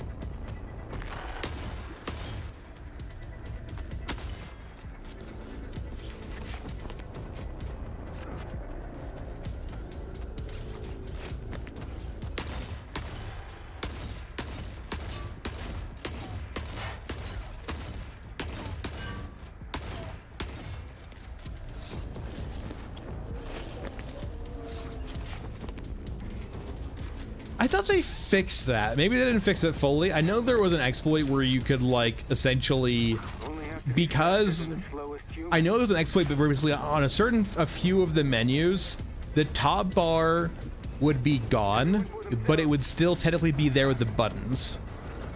And so you could navigate the menus and equip things to your character via that means. I thought they fixed that particular one though. Personally, I feel like exploits like that, I would personally, if they're convoluted and hard, which I would say that exploit kind of was, for a PvE game, I probably wouldn't bother fixing it, to be honest.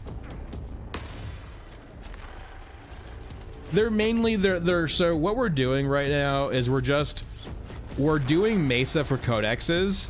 But if we get unlucky and we don't actually see mechs, as opposed to just running through, we are mass killing cyborgs to make some money. I mean, at that point, real low, if I'm using an auto clicker, I would just go install the Nexus mod to reduce the cost of things.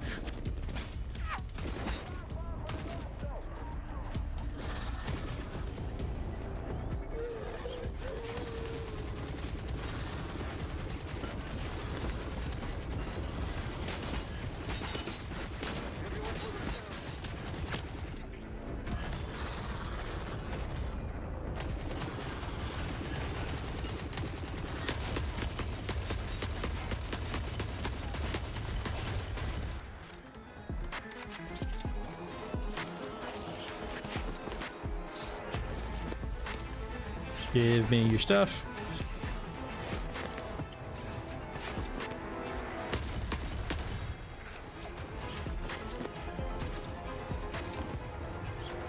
No.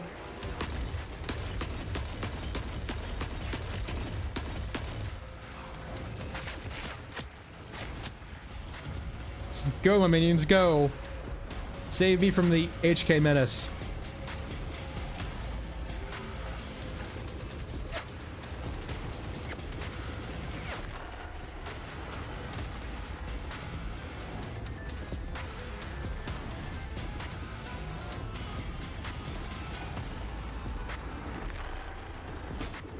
This is it. We decide what happens next.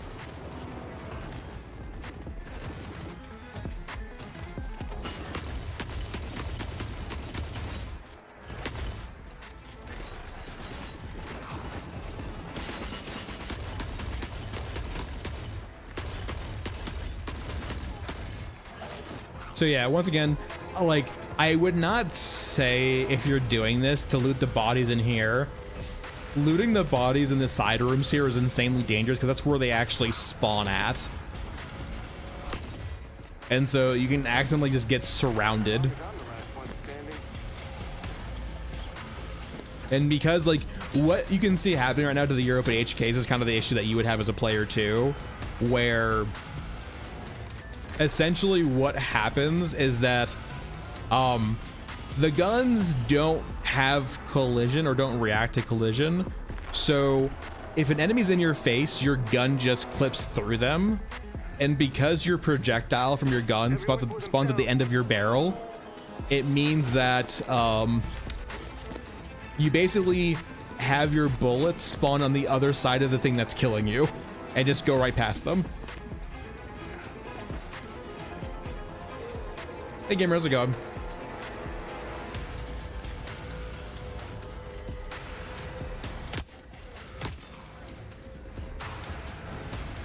Can you describe what you mean by faith?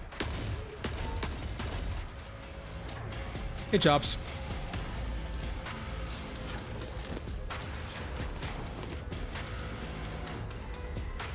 If you're expecting some massive turnaround, I wouldn't say hold your breath. But if you're looking for more content, I would probably say, yeah. I mean, I expect what they said in the notes, right? The notes said that they're working on fixes for quests that are broken. And we know that from Nightmare, there's new guns coming out. And I would probably expect more content too. I would not be surprised. Okay, this is the issue with the exit, right? We're not going out this way. We're going out across the bridge. Because fuck the EXO, especially with HK. Like, the problem is, like, not necessarily the EXO. The problem is the EXO plus the HKs. Because the HKs will aggro the EXO onto us. But anyway, I expect what they basically said, right? Like, I expect bug fixes, or not bug fixes, but quest fixes. I expect from Nightmare new guns, and I expect that they're probably going to have some more content. Probably in Ender's Building, I imagine. Especially with 2 months passing. Everyone for themselves.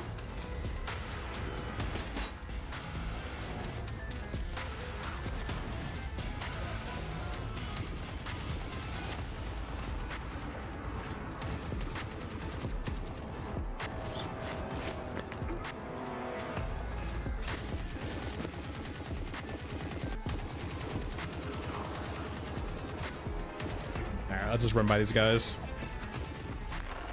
I said before having the last cyborg die. Come on, minions, go get him.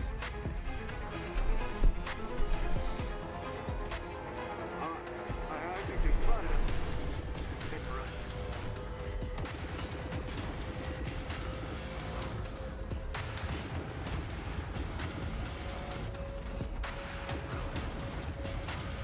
If you, I think YouTube might auto mod you if you post a video. It shouldn't ban you, but I think it will automatically delete the link. And that's just a YouTube setting, not mine.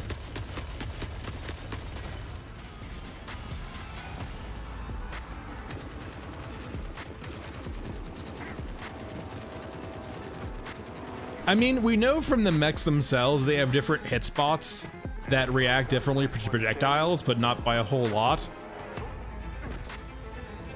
I also I would keep in mind too that the code base they're likely working from is the code base they were probably playing around with before they decided to make the game entirely.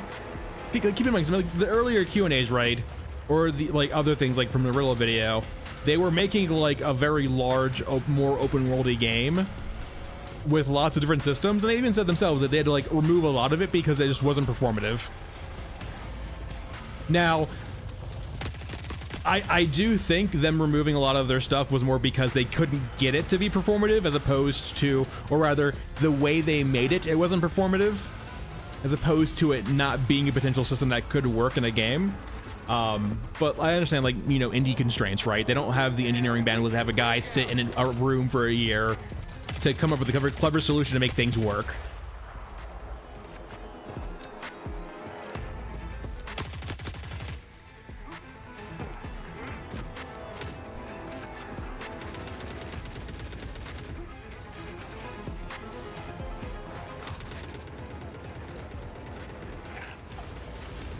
Hey, Third Shot, how's it going? So, like, I would say, Gamer, I'm not surprised, but I also would say that, like, I wouldn't hold your breath just because I would expect there to be a lot of old legacy stuff in the game they haven't removed. Well, we're still here. Count for something.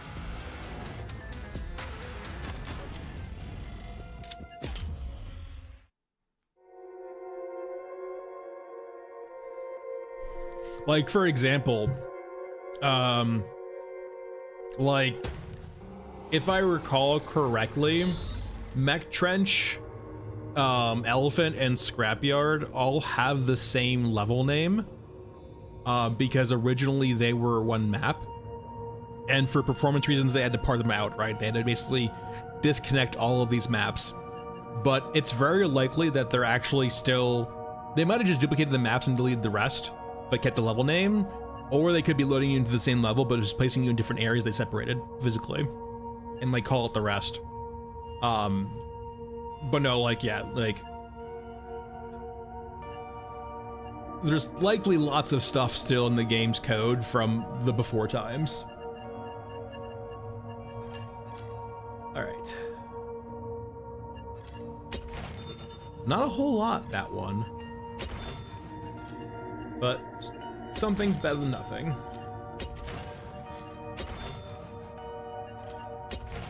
We are making some progress for as opposed to none.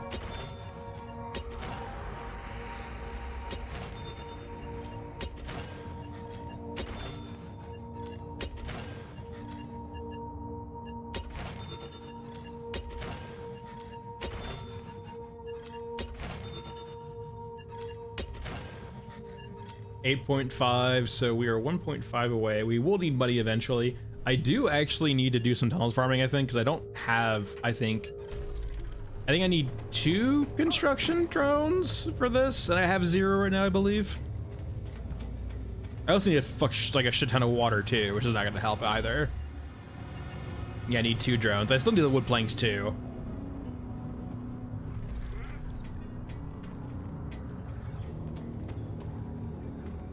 I feel like, Gamer, there's not much point into having a railgun when the AT rifle exists, kind of, sort of.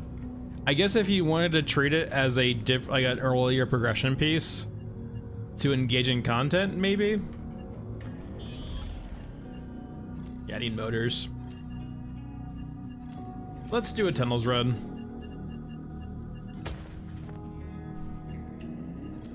Let me change rigs actually also too, so I can get some water.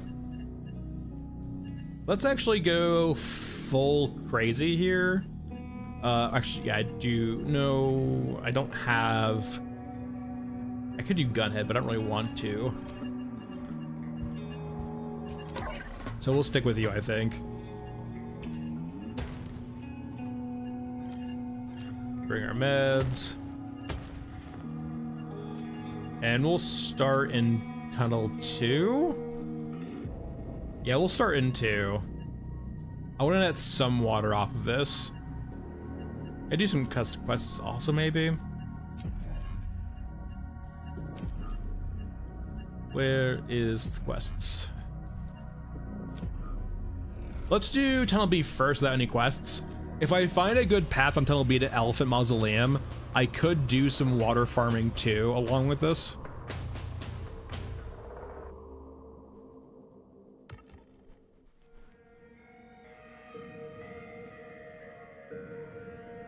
I don't think it's like a physical problem though, gamer, right? It's a more of a intentional game problem.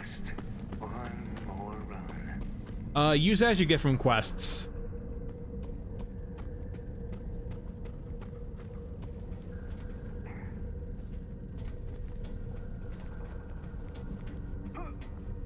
I want to say this one's elephant if I recall correctly.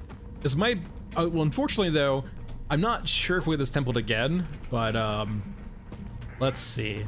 If we get this template over and over again, this might be a good farm for going to elephant. Also, yeah, gotcha can get it from yeah, USS, that's a big one too. Is the gotchas. But I believe this is elephant over here. The only problem is this might be our reset tunnel and not our actual tunnel we'll have for the rest of the day. Because I think the way to set it up is you get the old tunnel once, and then after that you get the newer tunnel that you keep for the rest of the day.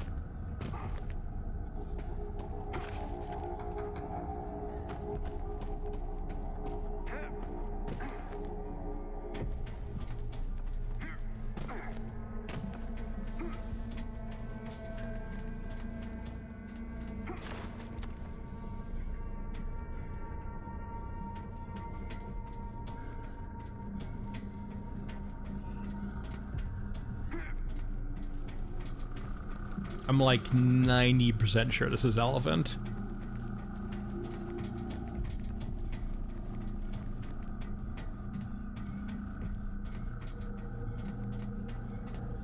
Yeah, that's okay, perfect.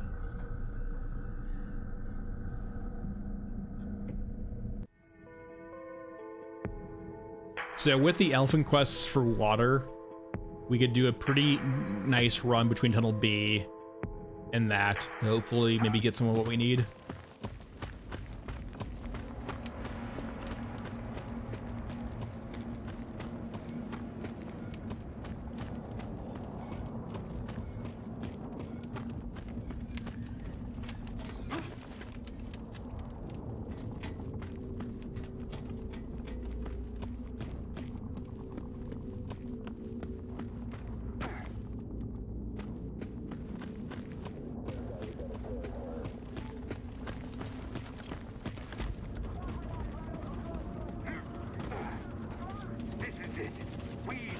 What happens next? I mean, despite the fact that I will fully admit they're leaning into it, I'm not saying that because they're leaning into it, we should tip the whole fucking glass over.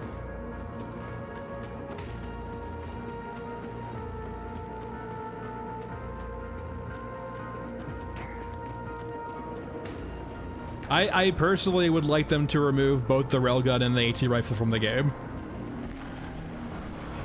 And so, I'm against the whole idea of adding RPGs to player inventories. And I'm also still of the opinion, I want less guns, not more. Cut half the guns from the game and don't add more guns until the guns we currently have are in a good spot.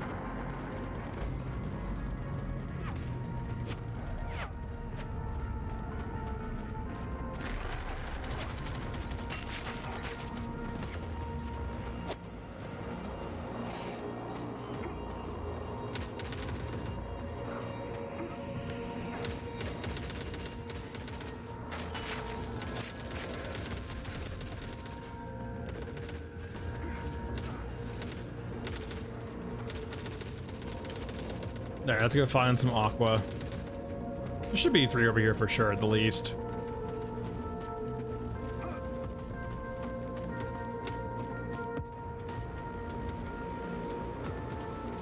Once again, I do think we're gonna try picking up some elephant quests after this and doing Tunnel B to Elephant a few times. I am pretty sure we're gonna get screwed though. I do believe, since that was our first time today in Tunnel B, we're going to get a different variation when we go in next time.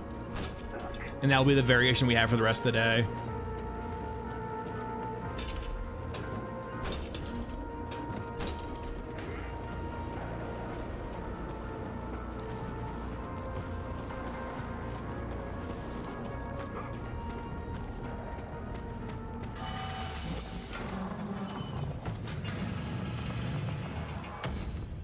I mean, Gamer, I think you joined after this, but I'm pretty sure the whole "you're not that guy" part of the marketing thing was not about literally gameplay-wise, you're not that guy.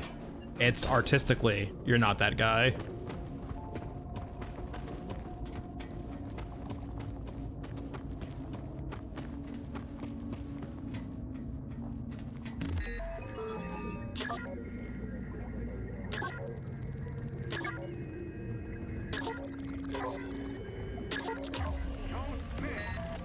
Make every shot count.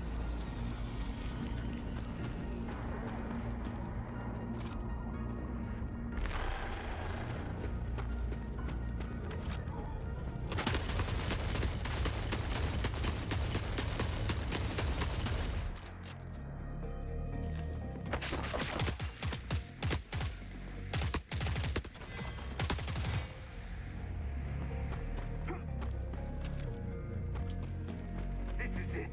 We decide what happens next.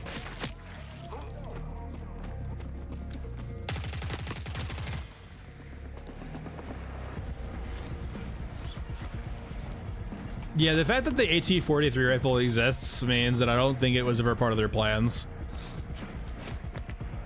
I think their idea of the tagline "you're not that guy" was very different from everyone else's. I definitely think it's a mental headspace thing. Like, it is just like the way, I don't want to say everyone, but like the way I personally think about things is very different from the way they think about things, to the point where it feels a bit alien. It's probably a mutual feeling though. Everyone for themselves. Oh. Fuck you, shotgun stagger.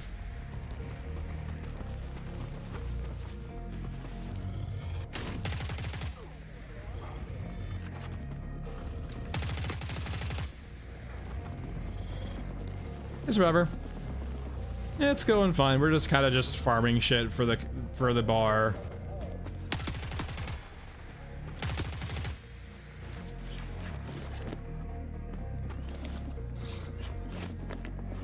I mean, that was never the case, Oxy, just that it costed you resources to go to those maps. There was never a point in time, look, let me rephrase. When you visited the map once, it would unlock. You did have to go to the map once through tunnels to actually fast travel to it. And for most players, if you went to the map legacy-wise, it usually ported over. It didn't work for everyone, I believe, but like, there was like, it didn't work for everyone, so it is what it is, but like, by and large, if you had been to the map before, you did not need to go there first. But after that, it was all just costs. I think you might still actually need to go to the map first, I'm not sure. But the actual costs of going to these maps is greatly reduced now. Just as normal survivor, like, get a silencer from Aramaki, put it on your guns, use a silencer, and then that, and just sell everything you get until you get an equipment runner.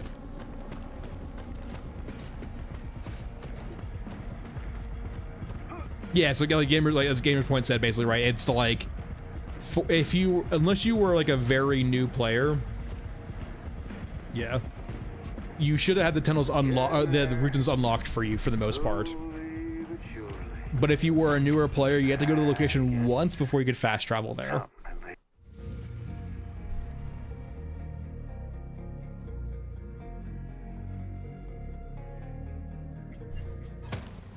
Like something now, like, you know, the tunnels themselves only cost water now. They don't cost fast travel drones.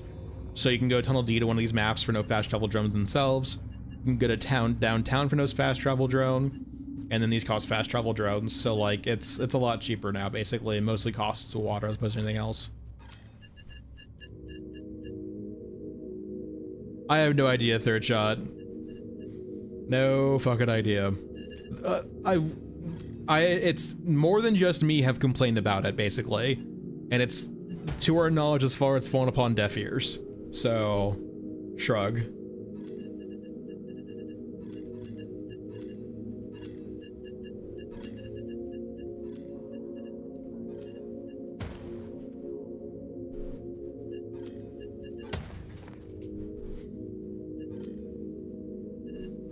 Are you not upgraded?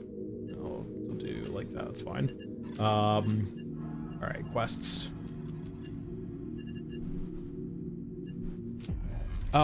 So apparently, I don't know what the 0 is for, because they all cost 10. It just costs 10. I don't know why it has a 0 there either. I know they got rid of the drone cost because they put the bar content behind it, and people were complaining in reviews and the Steam discussions about the bar, or about downtown farming and it costing drones.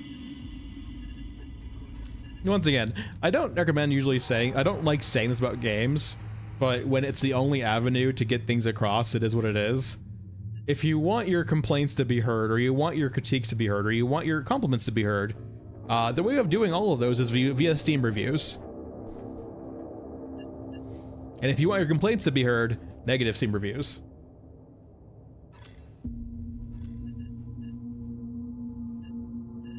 Alright, quests again. Probably end of the month, Survivor.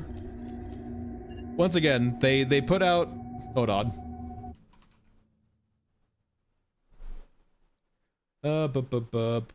Yeah, like, they put out news here, right? Where they basically mentioned that, like, hey, we're working on stuff, mainly quest fixes, and let's see here. Yeah. Most likely not in January, but certainly in February. So, like, they got rid of the patch for January because they wanted to do more work on a complete patch for February.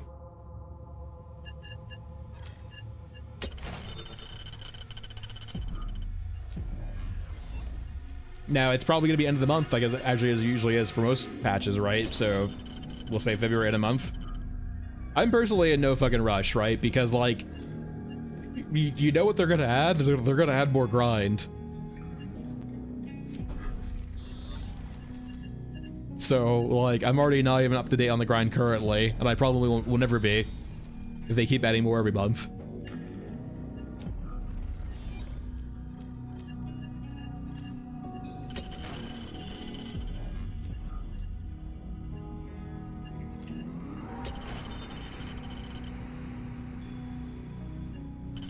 Okay, well, here's the thing, S-Gamer, right? There's a difference between, like, dooming in a negative review and pointing out, like, issues, right? I'm not saying leave a negative review just to doom about the game. I'm saying leave a negative review if you actually have, like, valid complaints that you want heard.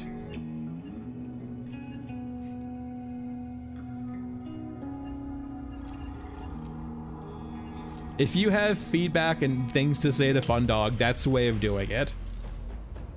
But they already have plenty of reviews of games bad.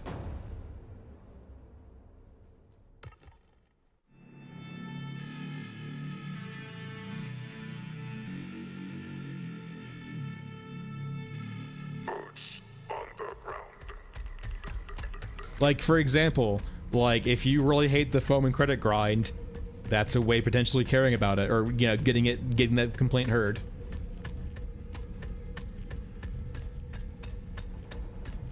I mean, the whole thing about reviews is you can flip them up. You can change your Steam review later, so that's why it's okay. You can leave a negative review and change it later.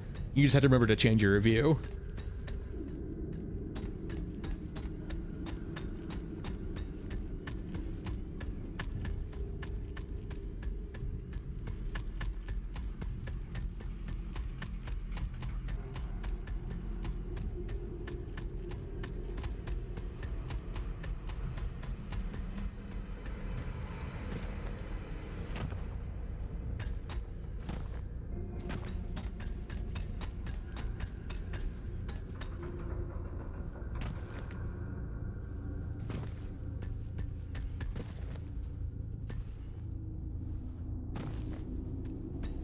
Alright, so the downside of what we're currently doing is we probably need to actually, like, the exit we're going to is right over here, right? But we do want to do at least a little bit of looting in these tunnels because we're looking for a few things that basically only drop in tunnels.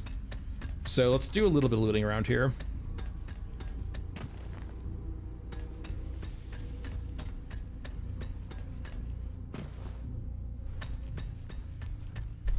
Well, you have to understand, gamer, right, is that it took me a while to understand this too. Their inspirations are anime and mecha, And apparently a very big thing in both of those settings is that visual grounding is not really a thing in either. At least to my knowledge. Once again, I am not an anime or mecha expert, but like that is my understanding of those genres, right? Is that what you see is not what you get.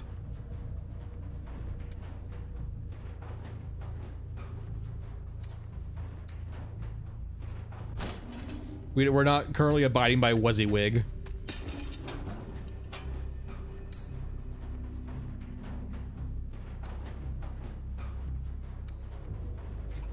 May I have some wood, please?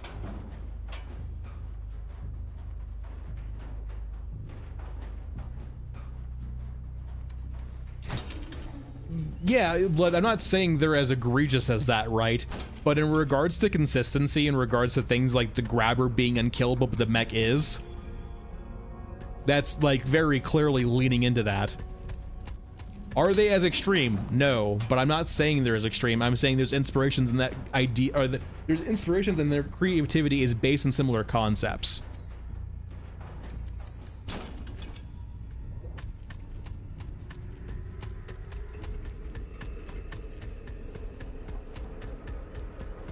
This guy's a badass, so he doesn't need to wear a face mask to cover his face from getting shot in the face.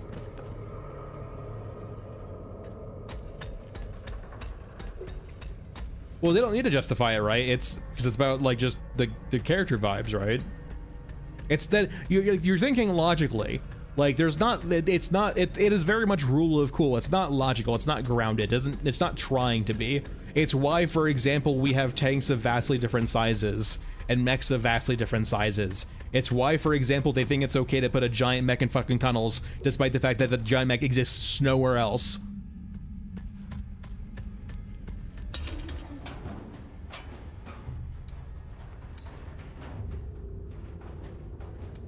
Yeah, that was actually pretty big. We needed those motors quite a lot for some sea drones.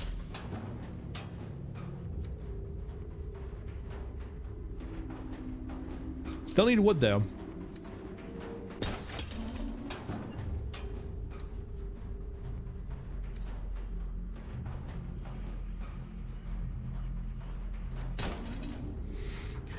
Third shot. In a weird way, you would kind of begin to question with all the inspirations what's actually like,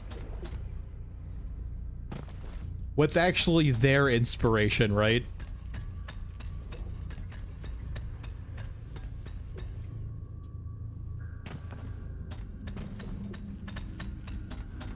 Is it supposed to be a kit bash? And is it supposed to be just like strictly a kit bash, right?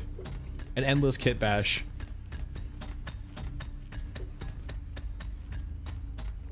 Correct, right?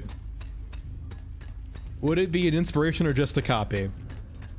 Is a thing comprised of endless inspirations actually novel or new, or is just derivative of those inspirations?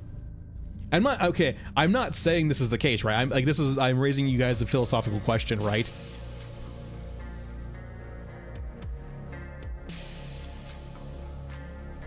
Yeah, but like there's a certain point, right, where it's like you're very clearly still in the grieving process.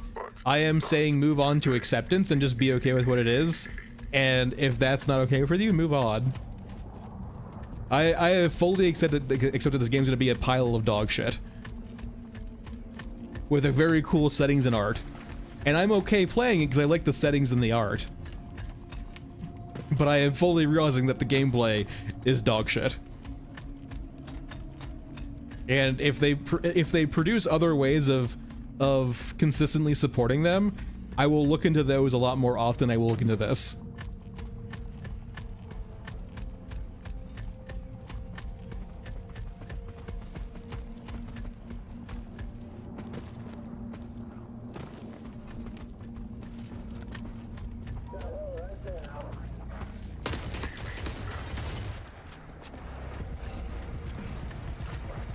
Gosh, hopefully avoid cyborgs. Yeah, like, but there's the whole question of at what point is inspiration copying? And it's supposed to be like a philosophical question. It's a creative question. It's also a law question too. because that's definitely a very big thing in like song making right now, is the idea, and I mean, not right now, just historically too, of like, at what point is a song derivative or like basically copyright stealing from another song?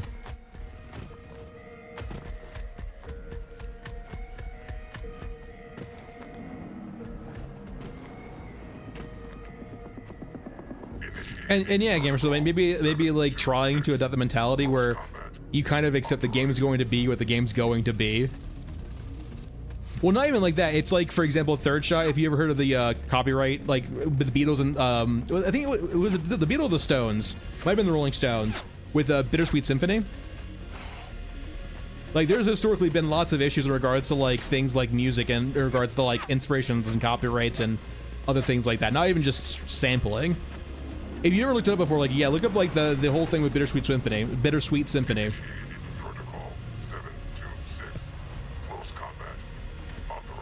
Like, can you copyright like chord progressions and like, you know, like small things like that?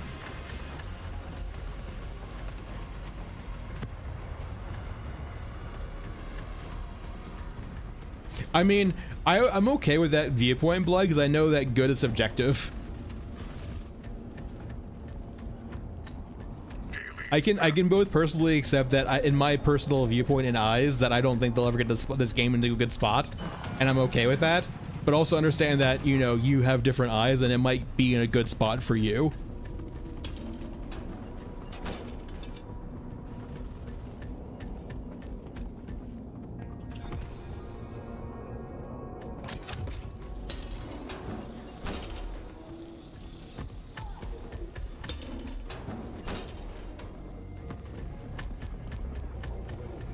I don't think I'm gonna bother with Lost Cache or Medbay Access. I have full water.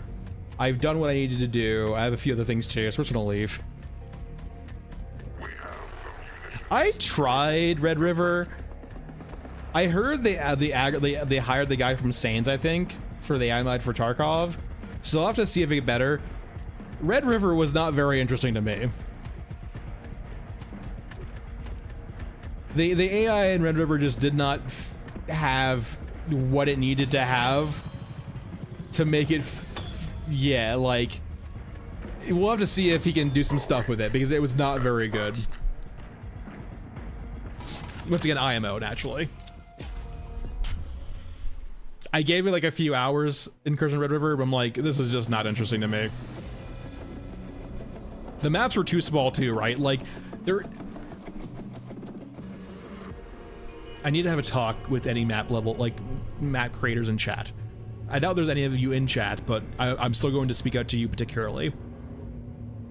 Part of the extraction shooter genre involves time investment into maps. The stress, the feeling, the decisions you make start to fall apart when you make maps too small. Stop, like, make it lower fidelity if you have to. The gameplay space is more important than your pixels.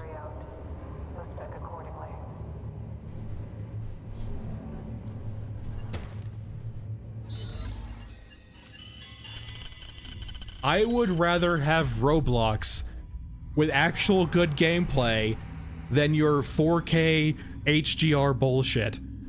Your 4K textures, your millions of polygons.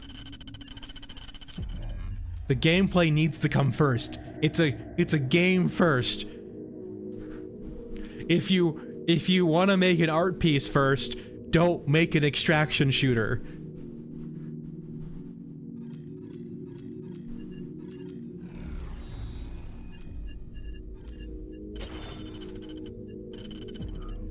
Because the idea of extraction shooters is that tension.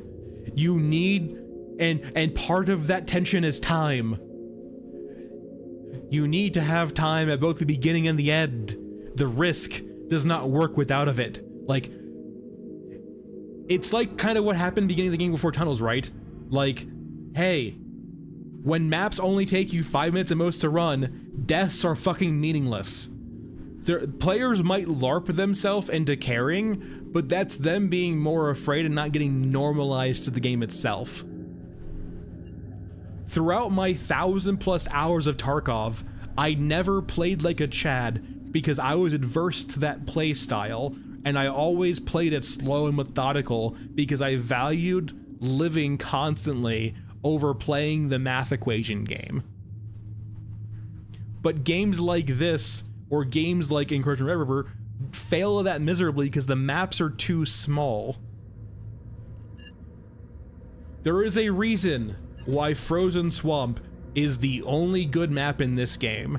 It uses negative gameplay space where it bloats out the map, but doesn't actually require much development at all to extend the gameplay time and open up the map a bit. It's not those giant pools of water in this map don't serve a literal gameplay purpose, but they support the rest of the map by making it bigger and wider and more expansive. It means that when I go from scavenger camp to injection well, that's not the whole story of the map. I'm not done. I get my stuff at well and now have to leave. And now if I have, let's say for example, right, a very prototypical map that would invite high risk, high reward is, let's say there was really nice big boy loot at Injection Well. At the top of Injection Well, you would have to go in, sneak in, get your stuff, and get out. Getting out is half the equation because you get out the Injection Well and you're still in the center of the map and need to leave. That's where the tension of extraction shooters comes from. Getting your shit and having to leave. If you've ever played Tarkov, you've all had the experience of going to customs dorms and looting your stuff there and being like, shit, I have gotten what I needed to get done. I have gotten my loot. I am ready to go. I am stacked, and there's no car at the way out. I suddenly have half the map to go through to get out. That's where the tension of extraction shooters comes from. That time it takes you from getting to point A to point B, and all the shit that can go wrong along the way. Red River misses that. This game misses that. It's so important. And to be fair, Arc Raiders misses that too.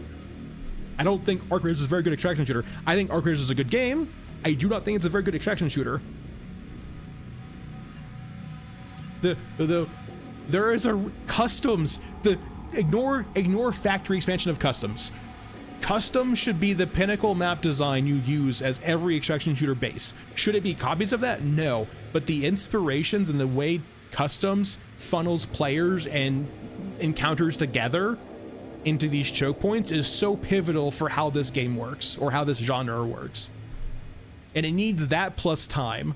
No other map has that. Elephant, I spawn here, my loot is here, my extract is here. Scorched Enclave, my loot is here, my extract's like 5 feet away from that. Mesa does it, but the problem with Mesa, right, is there's not really any loot spots on Mesa. I'm not really going anywhere on Mesa to loot a lot and then having to get out, right? Cemetery, once again, too short of time, right? The maps are too small in that capacity. Like, I get my loot, like, there's not even good loot in Cemetery to begin with, right? I go to Cemetery, I get my loot, and then, like, I open 2 doors and I'm out. Same thing with Downtown, really. Downtown doesn't really have any spots that are like, oh, yeah, there's some really good spots in fucking Downtown that I want to get to, right? And, like, loot and leave. And, like, that was the purpose, partially, of Tunnels, right? Is Tunnels was supposed to add that, like, add that kind of tension of trying to get out and get your shit back. But they didn't, that wasn't the intent with Tunnels, right? I don't even know what their intent with Tunnels was, because what is it thematically trying to do to the game? Or like, what is the gameplay, what's the gameplay purpose of Tunnels, right? Because all it does is it pads the beginning of it, not the end of it. The point of extraction shooters isn't the fucking the beginning, it's the end. It's the after you get your stuff. Have you ever, some of my most fond moments in Tarkov is being fucking loaded with loot and trying to sneak my way out without having to fight a lot, right? And so many extraction, I can't even think of all extraction shooter that does that well outside of Tarkov. All right, rant over for now. Fucking, and don't even fucking get me started on a goddamn stairway. Absolute dog shit map. Once again, I want to preface this. I am not saying they don't look great, like artistic set pieces. Congratulations, artists. You made a map that looks cool, but the gameplay is absolutely dog shit and absolutely misses the tension and point of extraction shooters. Anyway.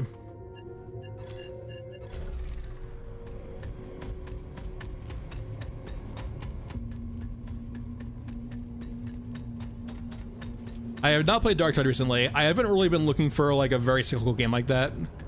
Like, it's not really my cup of tea right now. The current game I'm actively playing is Enshrouded, outside of stream.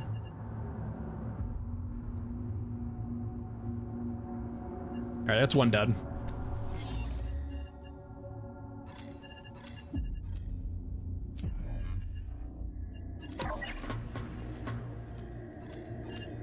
Did I not complete you, or did I pick you up again?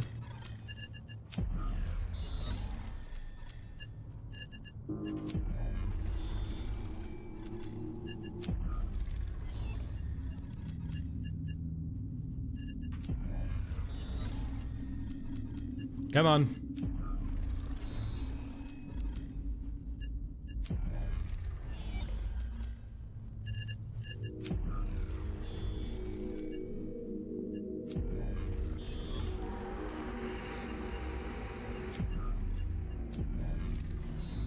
There is one quest I'm looking for, game.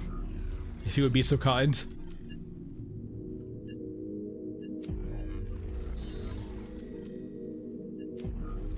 If you would be so kind, game.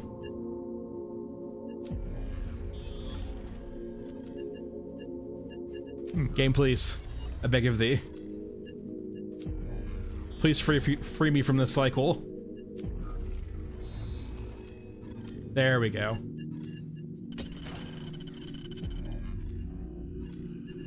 Alright, we have our ammo. We don't need meds because we're gunhead.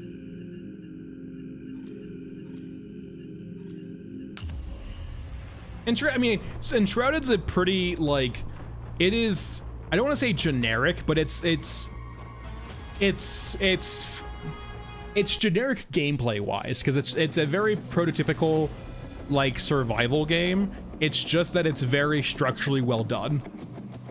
I wouldn't call many parts of it very deep, but it does the core survival gameplay loop very well, along with progression.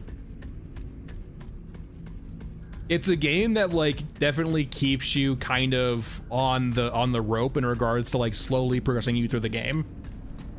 And if you like like, you know, doing base building and like dealing with like upgrades and stuff like that, like, it's a very good game for that. I do think it probably leans into it a bit too hard, but like it knows what it wants to be, right? Which is a good thing. It's not gonna try to dilute what it is, so it's just fully leaning into that like type of like very much survival game. And survival, I mean, like, in the sense of like the core loop is you go out, you do some quests, you do some gathering of resources, you come back, you upgrade, you make new stuff, you go out, do it again, and it's kind of like that with like longer and longer loops. It does have some like cool content here and there too. Like, it actually has like some dungeons in it now too. I wouldn't say the combat is necessarily crazy good, but like, it's serviceable, right? Everything about that game is very serviceable. Like, it's like a solid like 8 out of 10 enjoyable experience for me. Does it redefine the genre? God, no. But like, it's a very good example of the genre. And it's all pretty smooth too. Like, the movement's smooth in it, like you keep moving through it, like there's not a lot of friction in it. And it's not very punishing either. It's one of those good games where like you can chill and like have YouTube or like a podcast on while you're playing it. It's one of those nice games. I like Abiotic Factor too, but Abiotic Factor requires a bit more attention. But like, I haven't played that since 1.0 came out, so that's definitely on my docket after Enshrouded. Basically, let's go play Abiotic Factor again. Once again, I do think that game requires a lot more of your attention.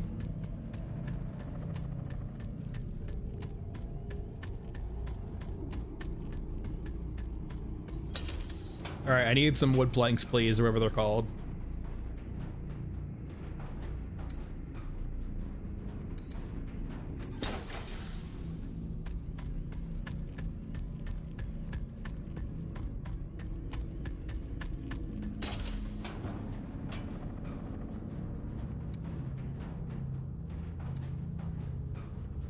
I will say, stop teasing me. One thing Enshrouded does well too, is it does the gradual onboarding very well, right? One of the key gimmicks in that game is that like you kind of you basically find these companions that help you do crafting, and so the game does a very good job exposing newer players slowly to its crafters and systems, which I like a lot. I think like that's a pretty good way of doing it. Slow and steady, and like you get to the point where like it's like any city builder, right? Where you start it simple and then you just layer and layer on things until players kind of get to the point where like they're actually like micromanaging or managing so many different things at once. And I wouldn't say you're ever micromanaging in Enshrouded, but it does a good job of like slowly onboarding you.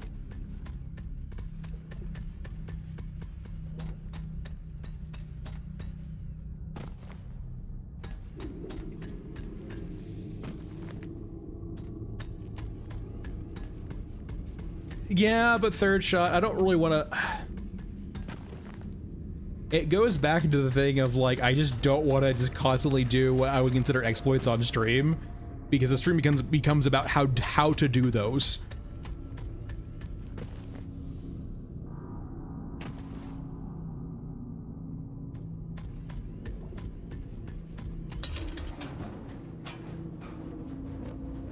Oh, you're good. No, it's a fair question.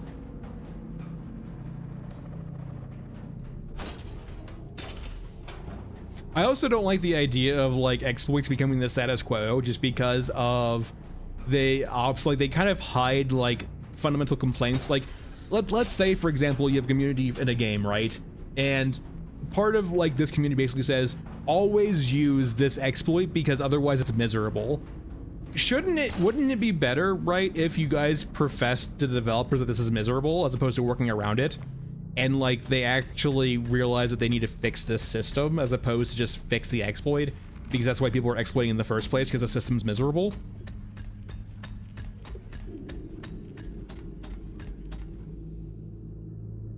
All right, no luck this time, unfortunately. Once again, water is fine.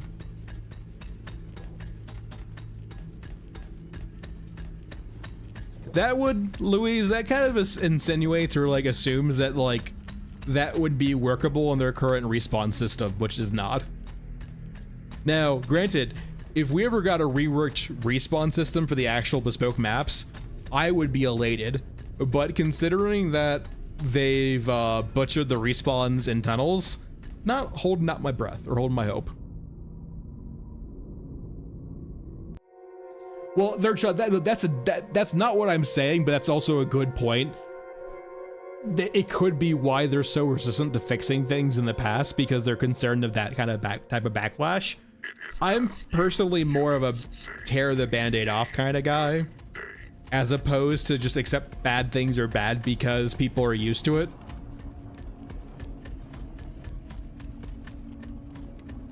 But I'm kind of personally abrasive in that concept, right? Like, I'm a fairly... I don't want to say proudly blunt, because I'm not proudly blunt, but I just am blunt, right? I'm going to be honest and truthful with you. I'm not, like, I'll try to massage things sometimes, but I do think that sometimes the bluntness helps things break through. And if someone gets offended by the bluntness, your message wouldn't have gotten through in the first place.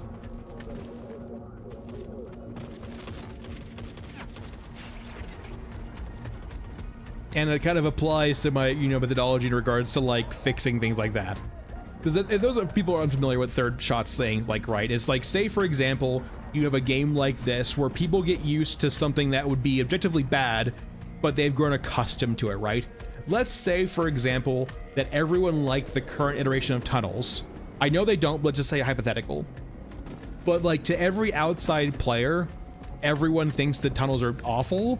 but everyone who currently is still playing the game, right, thinks tunnels are good. And that's kind of a way too of how you kind of get these filtered audiences with time too, because the people who don't like it leave, and the people who do like it or are okay with it stay.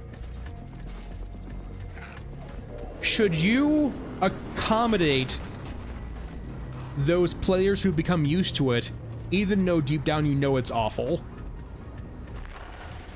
No?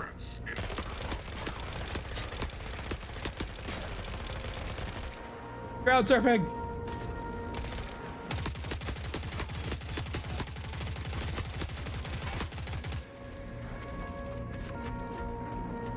And there's that concern, right? It's like the developers might be afraid of the backlash of like fixing something that people have gotten used to.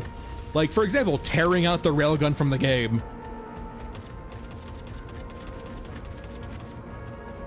If the people who don't like the railgun aren't playing anymore, and the people who do like the railgun are still playing, are you afraid of, you know, turning your current audience against you? Because that's all you have left. We have the munitions to remove the threat.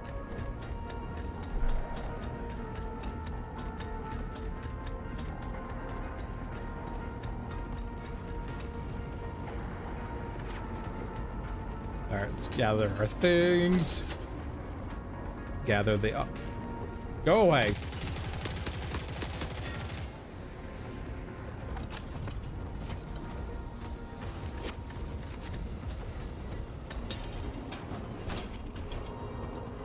All right, fuck off.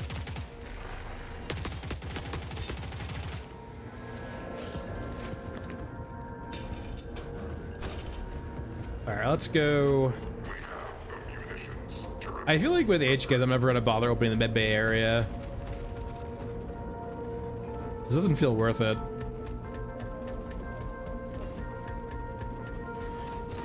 Yeah, I mean, like, I guess it's just their melee attack. Yeah. Do I think it can be better than the current attack? Probably. It does look like they're just slapping you.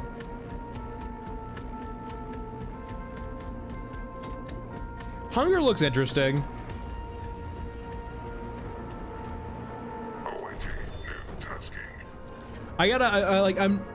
I'm not holding my breath just because I feel like I don't know. It feels like there's a genuine fear of being innovative in the current day, which I understand, right? But at the same time, it's like, well, that is what it is. Oh, speaking of Ashes failed, oh man. That's definitely gonna kill any innovation probably too. I know Ashes was like all fucking crowdfunded though, so no investor lost their money outside the players, allegedly. Maybe they had private investors, but who the fuck knows? All right, we've acquired a bit more water now. Let's go back to do a little bit of Mesa. Let's see if we can get some codexes.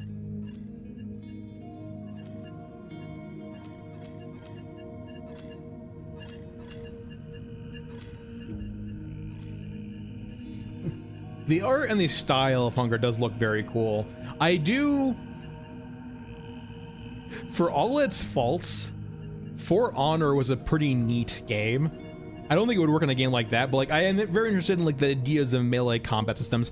I'm admittedly a terrible fighter game. Like I am awful at fighting games. I have never developed the skills of being good at fighting games. So despite the fact that it would make me awful at the game, it does sound interesting to me.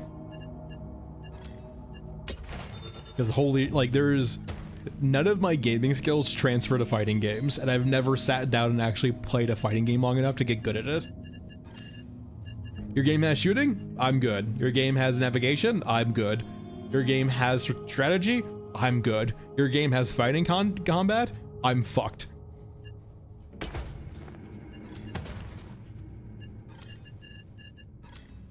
Alright, we'll do our pivot strategy too. It doesn't really work with this brig though.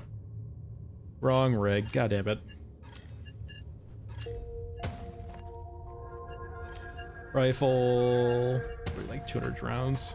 We're a little light on shotgun ammo, just be careful, yeah. And then we'll rig our meds.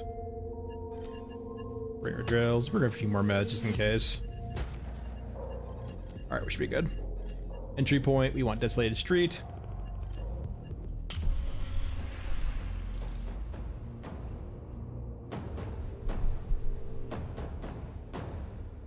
I was actually okay at like chivalry. See you, JV.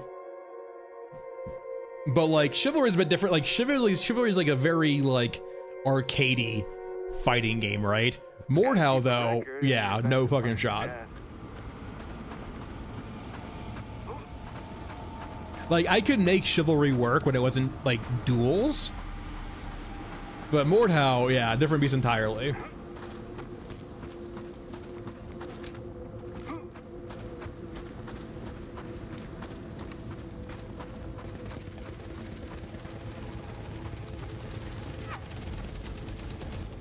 Whittle them down and we can break out.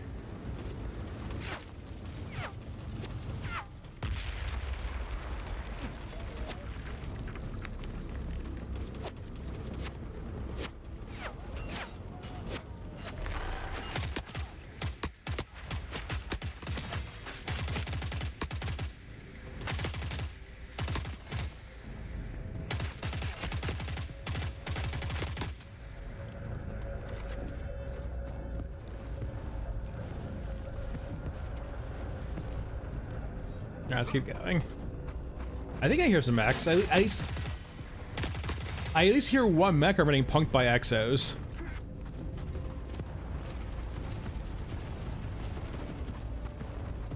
Eyes on us. Spread out. Maybe Rat King? Alright, no medium mech. If it's one medium, that will work. If it's two mediums, we're kind of screwed. Hey, I live for this. Please, give me time. Actually, no, it's even better. We have Eureka medium mechs here too. Wait, do we have a 1v1 right now?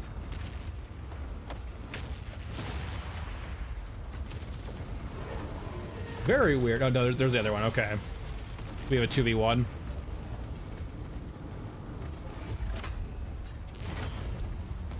As long as I'm the last one standing.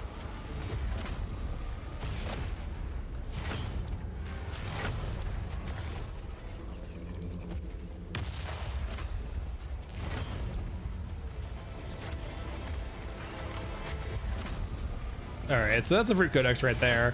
Unfortunately, those guys probably won't die now, but it is what it is.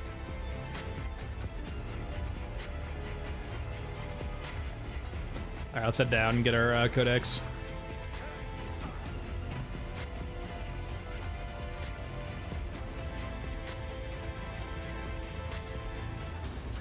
I'll take the water instead, actually. As perfect a day as any.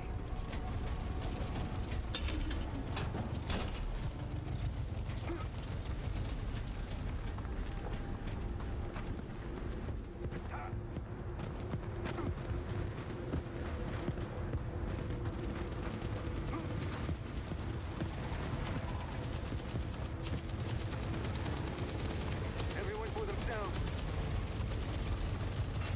I don't trust you guys, actually.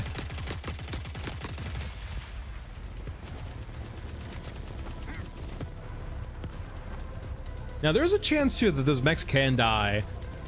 I am much more likely to believe the actual Yoruska mechs will die in the field as opposed to the Europa ones.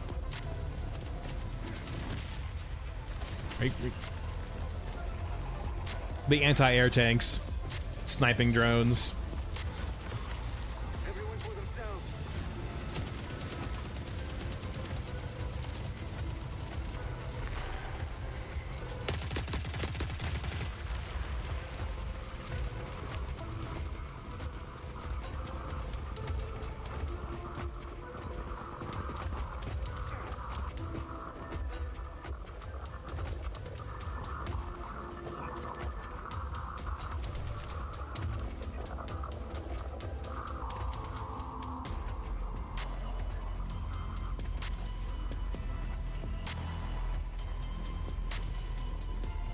So this will put us like a little bit less than a mil, I think, toward the upgrade. Once again, we're still short on water materials though, just by a little bit. Eyes on us. Spread out. All right, no dog though. Please no dog. Run. Death is on its way here. I don't play peer-to-peer in this game for a variety of reasons. First and foremost, the peer-to-peer, because the one piece of group content the game has is the railgun, it basically means whenever you're doing group content, people want to use the railgun, and I just don't fucking like the railgun. Second and foremost, it's a peer-to-peer environment, which means that it's by nature just kind of rough. It's not a great experience for others when they're connecting to you, which means vice versa, connecting to others is not a great experience also. There's lots of bugs that happen only in peer-to-peer. The third and foremost is that, like, I'm never going to trust randoms on the internet. I have played with viewers before, but it can create kind of a weird experience sometimes. As long as I'm the last one. Once again, because, like, for example, those users wanted to use the railgun, and I don't fucking like the railgun. I abhor the railgun. I actually like the Bunko quest line. I just hate the fact that it's behind the goddamn fucking co-op wall. Like, once you unlock the Bunko quest line, no part of the Bunko quest line actually requires you to be in a group. Even the part that says it wants you to be in a group, you can do with AI companions.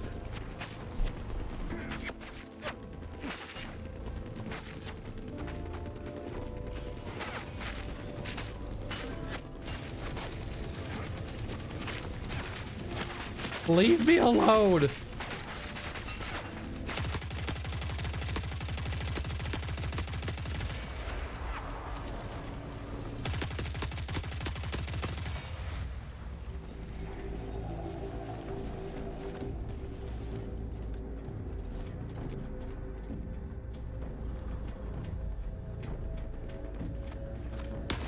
It is, I don't want to say underwhelming, but it's definitely at the most whelming.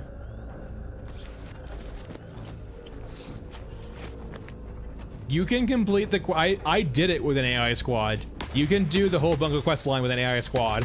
Granted, there's only one quest that requires you to have it. The only part where you actually need other humans is unlocking the base quest line itself.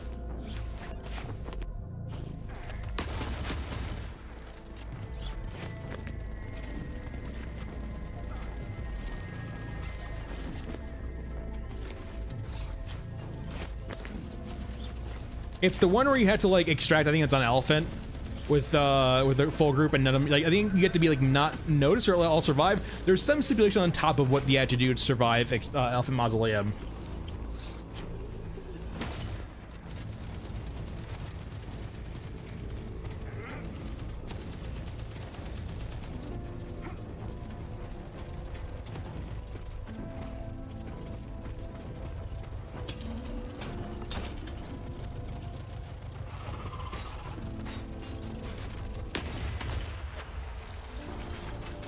As long as I'm the last one standing. They placed more props on top of here. This used to be, that pipe and that rigging used to not be there before. They added it in one patch, but they didn't move the respawn or amend the respawn, so all the units get stuck up there now for the most part. Let me open up you.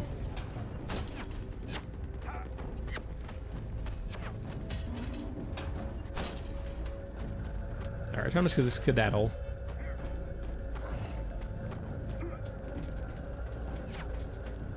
Head on down.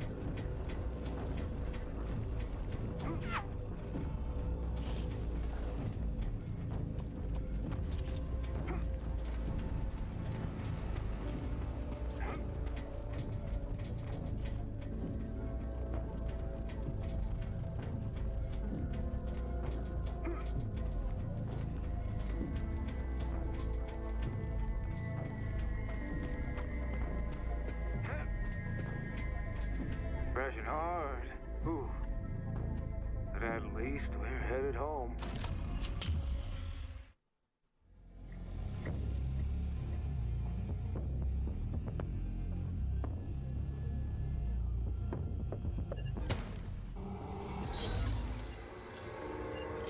All right, vendors, Aramaki.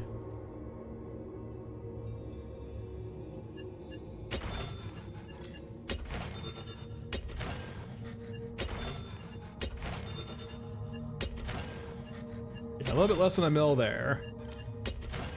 Let's go do... I need stuff for construction drones too. Let's just go ahead and bite the bullet and do a Tunnel C run. We might do D also if we really need to. But I think we need to do an actual full tunnel run on the higher tier tunnel maps.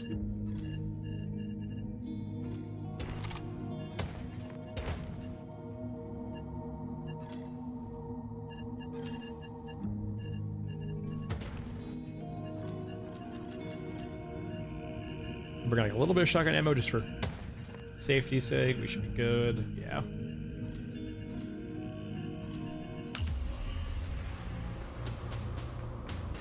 So we're doing tunnel C and D probably just so we can actually get the components that we need.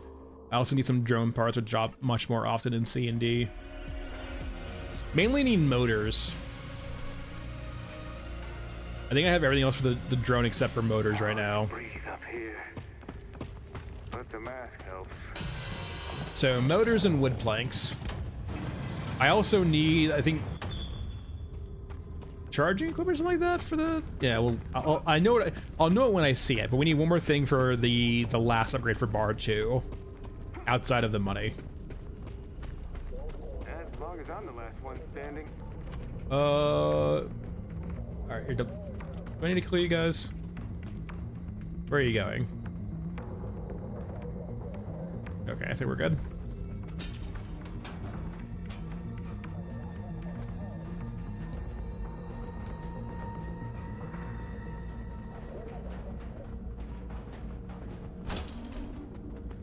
Okay, I actually just don't know where you guys are going. Let me just solve this.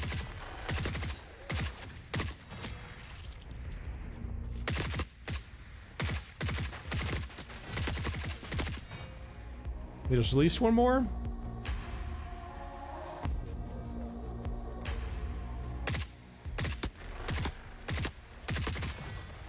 I think that's all of them.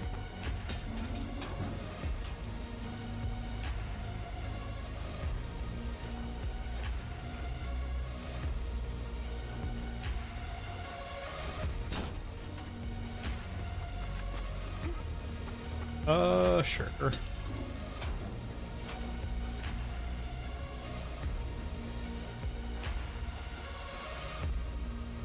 Oh, yeah, there we go. I don't need it right now, but I'm definitely gonna need a lot of those for later. So many of those for later. I think no matter what, I'm probably gonna still have the... Actually, is a tower only one upgrade, right, though?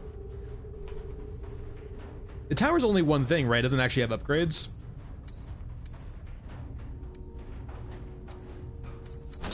Because the problem is, like, with the bar, for example, is you have one upgrade that costs foam, everything else costs foam and money. Yeah, so the tower won't be that bad money-wise, it'll just be bad foam-wise.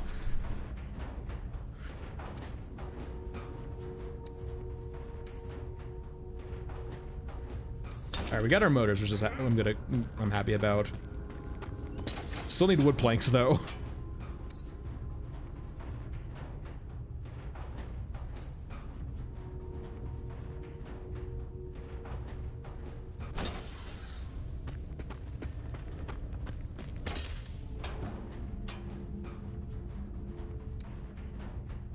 Lots and lots of wood planks, well, 3 to be exact. You ammo, yeah, we'd skip you for now.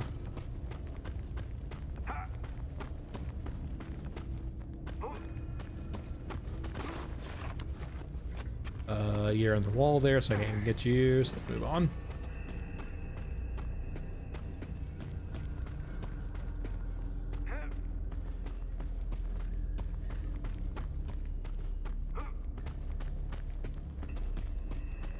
I'll probably just use the camp to leave, I imagine. I don't really need to go to any maps. Really just here for some wood planks.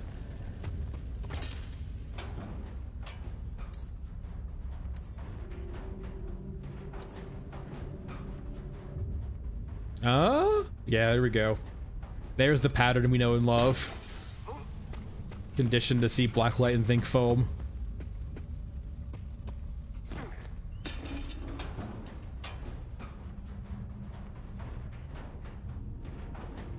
Oh, there we go. There we go.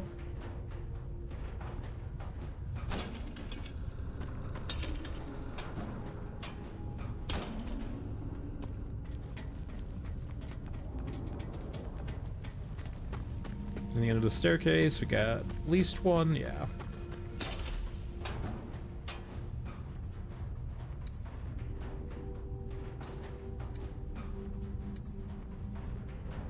Like kingdom for some wood. At least, okay, I will say, in the grand scheme of things, wood being rare in a circumstance like this does actually make sense thematically. Oh, this is one of the famous holes. I can see behind your fourth wall.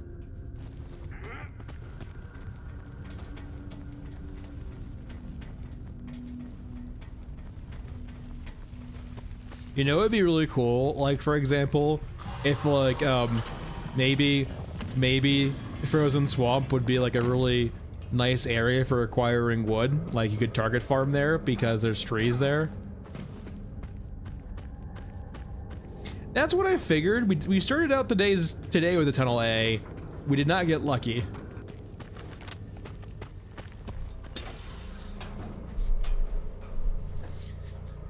It's like it's probably the same vein of like machine parts, right? Where it's a shittier item, which means it drops earlier, but also it's still part of the loop. I don't know.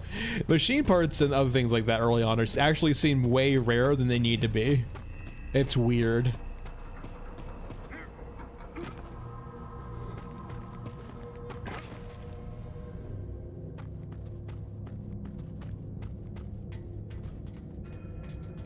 Alright, down we go. Just some nice little steam for the skin.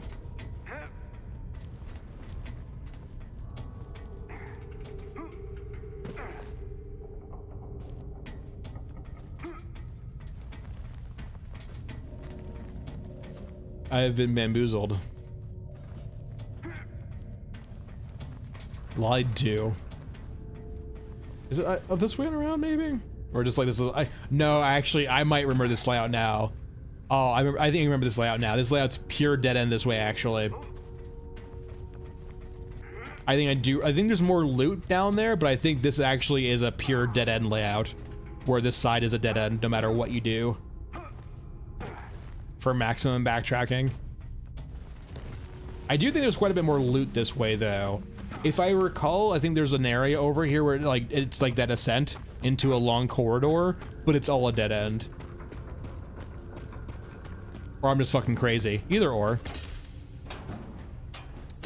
I know there's like there's definitely a layout that has this tile set, and it has that like that drop down area, I think. Might not be this one, but there's definitely one with this tile set, and like over here, maybe like a corridor over there is a another dead end. It's a very long dead end. Let's head this way.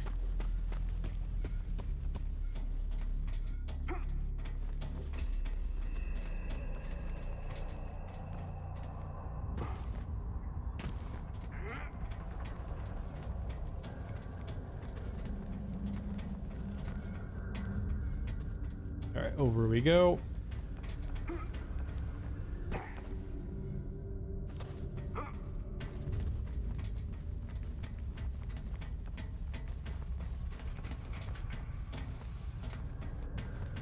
Up we go. These cables are still so cursed. There's fire over here.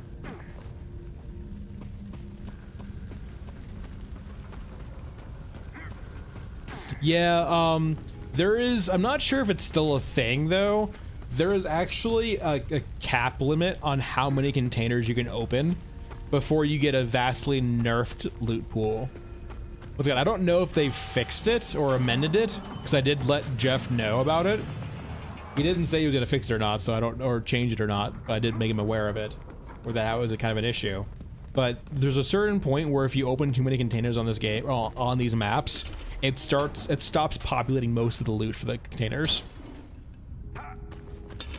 Though you have to like really go out of your way to loot everything to actually see it.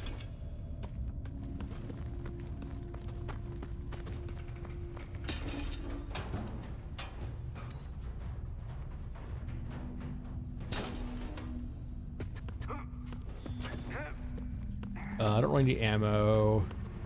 I guess I can drop stuff. Keyword being can, not will.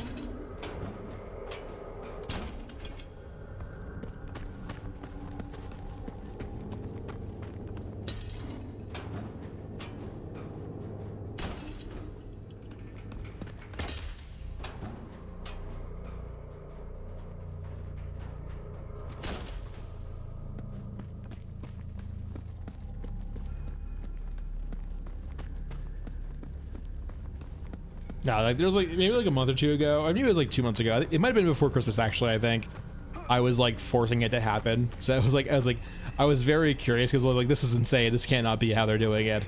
You know, that's kind of how they're doing it. Yeah, there's a pool, and if that pool is exhausted, it stops populating.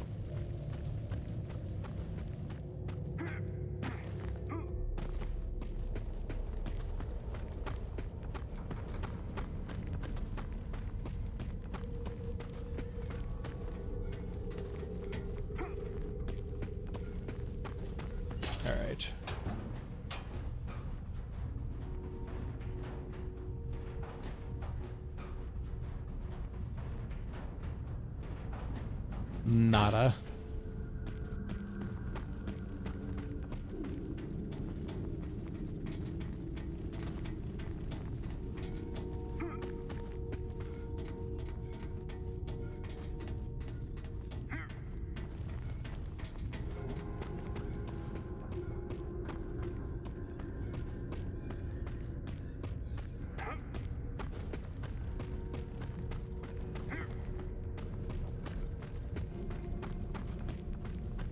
Let's head toward the camp, maybe.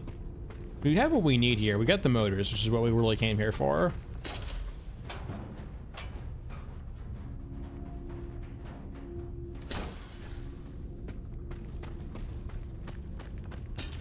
We can knock the Lordos too. I might actually have enough cigarettes for Lordos now also. That might work out for him and give some more money.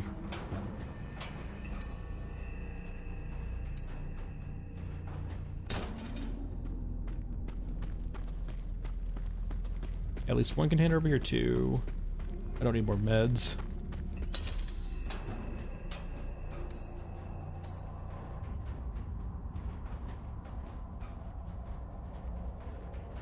Oh, wood planks.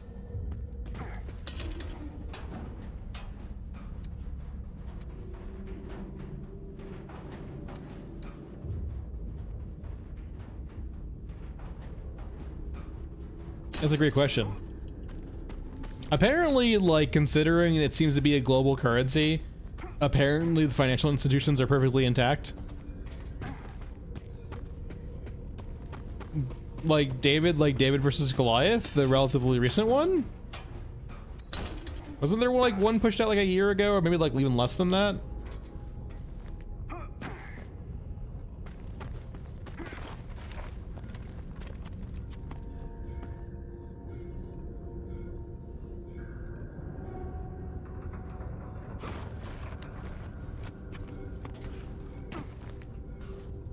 Career stems.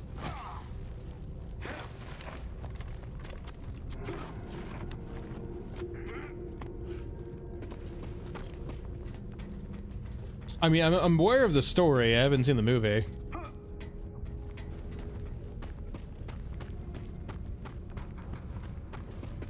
Is this the right way? I don't even know if we're going. I haven't seen the movie. Like, I'm aware of like the biblical story of David.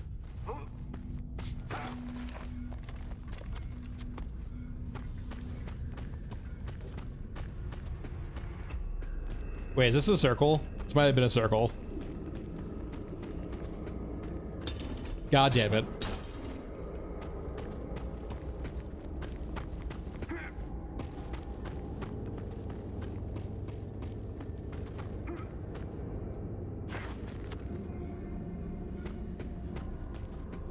Don't mind me, just taking some drugs so I can crawl over some pipes.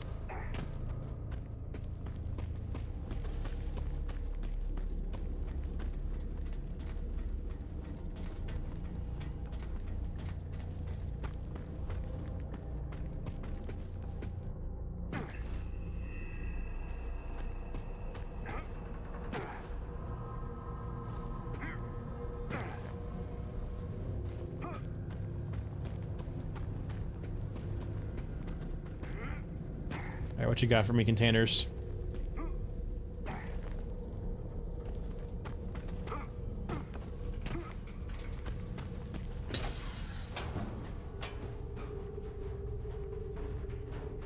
At this point, any way out will work.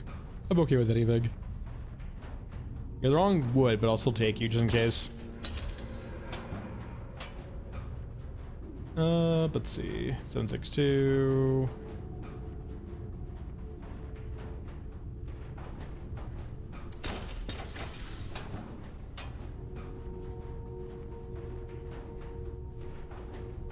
Oh, I don't know. Yeah, I haven't looked at that version of their version of Goliath, so I am unfamiliar. Good old Captain Chin.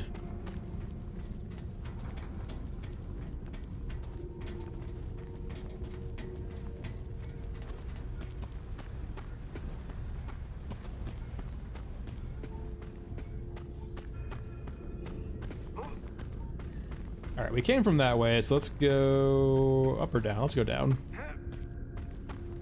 I'm still ideally looking for the actual, like, camp here, but I will go to a map if I find a map first.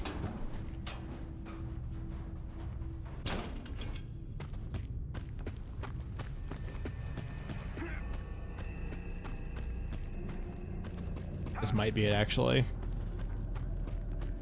Yeah, this is it. Perfect.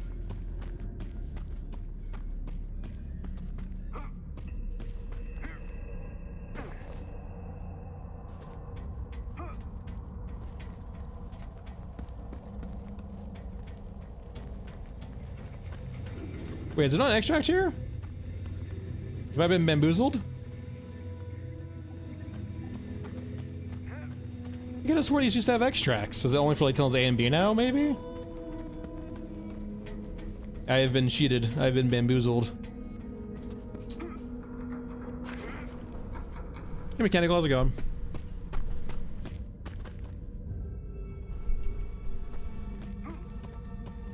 Womp, womp, womp. I am like 99% sure that the rest of this is a dead end. I think. Fuck it. We're already in for a pound. Might as well go in for like a penny. Might as well go for a pound. We've already explored the rest of the goddamn map. Why not do it all over and over again and backtrack through the entire tunnel system? Where do you go?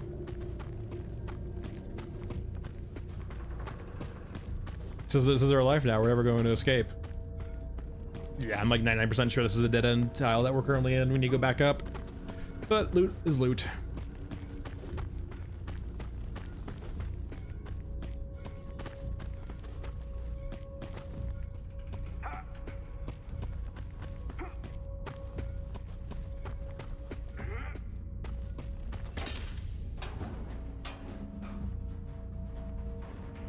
God damn it. I'm not gonna lie, it feels like these are supposed to be like extra stuff for like loot rooms, but it always feels like the containers in these rooms are so shitty. Like, sure, you get water in them, which is nice, right? But like the containers in those rooms always seem to have like just absolute dog shit with inside of them.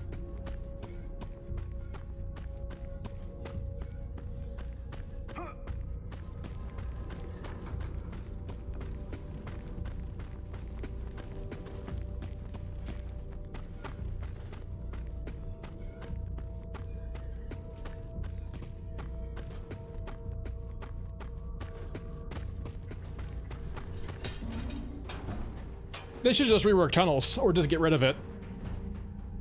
I'm kind of personally tired of them gutting mechanics. They can't figure out how to change or balance appropriately, so they gutted stamina to the point where they should just remove stamina.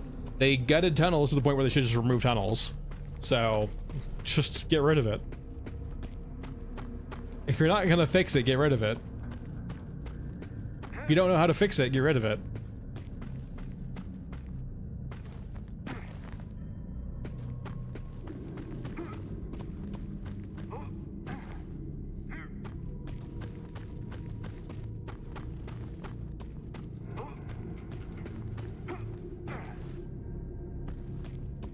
It's not that he was like it's not that it was even useful early game. That's not my point. My point is that, like, what purpose do these serve, right? And because they've gutted it, the only possible purpose they served basically got destroyed. Because you can't tell me the purpose of these is to be basically like mini casinos where you pull the lever on loot containers. Like, I don't believe that. And so, if their purpose was to be their own levels, you've gutted that by destroying the enemies inside of them. Like, by and large, I just don't like the design of tunnels, but like, I could at least appreciate what they were before, and they removed and gutted that. And if they're currently working on fixing respawns in tunnels, sure. What I'm currently saying is moot. But that assumes they're doing that, and historically, they have shown a reluctance or unwillingness or just an incapability of fixing things that currently exist in live.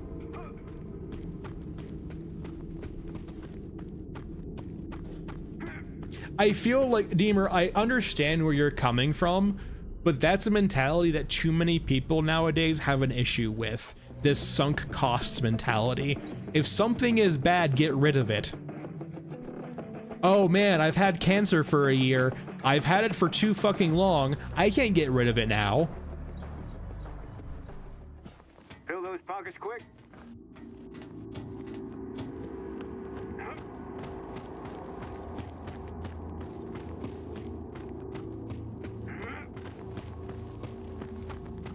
And once again, it kind of echoes what Third Shot was saying before, right? In regards to like, once something becomes like part of the game itself, it becomes sticky to remove just because the people get attached to it in the sense of like, they react vitriolically to it being removed, even if it's bad to everyone else. Mechanical, my point is more of the reason for it existing, right? Like, games are cogs, right? Like, they're a combination of cogs in a certain order that you have to do, right? And right now, the cog of tunnels doesn't do anything, right? All it acts as basically a bloat machine for you to go pull some levers until you get what you need.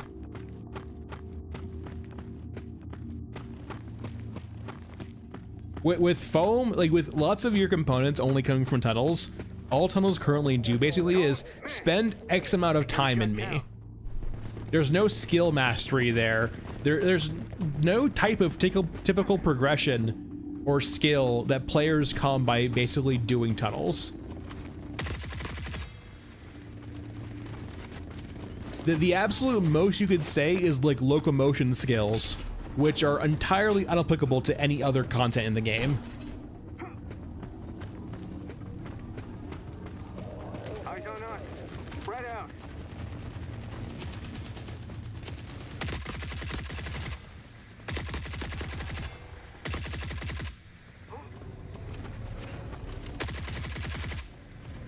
All right, goodbye, body.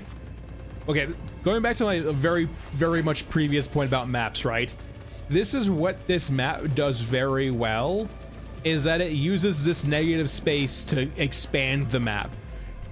If you don't have a lot of bandwidth as a map developer, and you need to make maps bigger to help, you know, not bloat the journey, but make the map bigger without having, like, adding endless detail, stuff like this is ways of doing it. Water, or like obstacles, right? that provide that negative space. They expand your playable areas to make them larger or wider, or the general map longer or bigger, and provide the feeling of a map being bigger without actually requiring you to spend lots of time detailing, adding content to those spaces. And that's really the biggest sin of a lot of their maps, right? Is that a lot of their maps, the entire space that you're in, right, in the map is playable space and detailed space for both you and enemies, right? It has to be fully, like, realized, which is time-consuming and slow.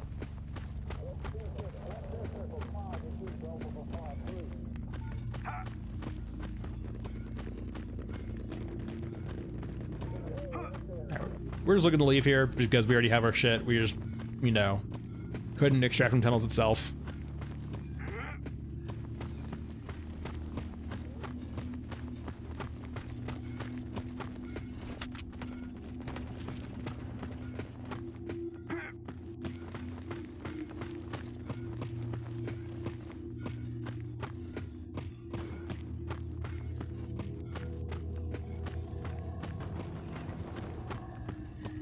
Please don't be an exo here. Please don't make me run to the other side of the map. Fuck off, drones.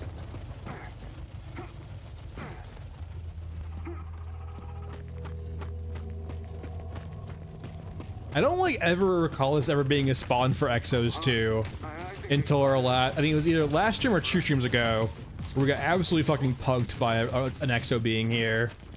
And naturally, the exo standing silently and making no noise until we aggroed it. As it does.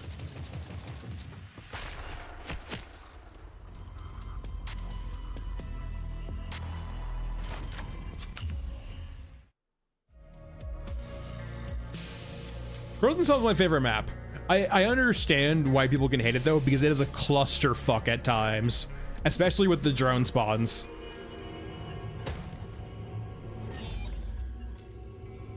You only get water raids if you actually... You only get water raids if you do the quest. Like, you only get water raids if you do the quest line, or you have water bots. I haven't done Water Wars in forever, and I don't have water bots. I haven't gotten raids in forever. I mean, we're using... M4, I think. We're using RPK USAS.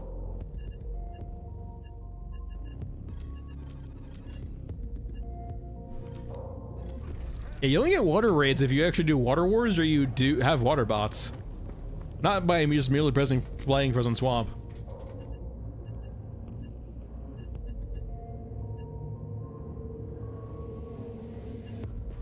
Alright.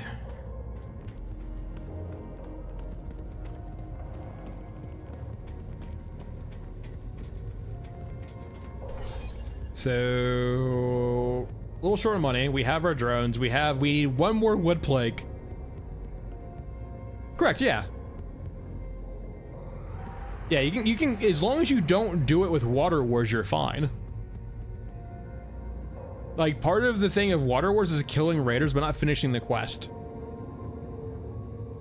I mean, I haven't personally triggered... If someone from the mod channel is saying that, I believe them. If someone is saying that just off the cuff and they're not from the modding channel and having done data mining, I would not believe them.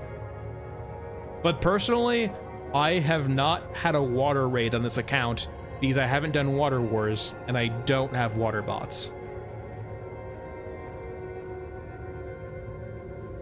Hey Bao, how's it going? What's up?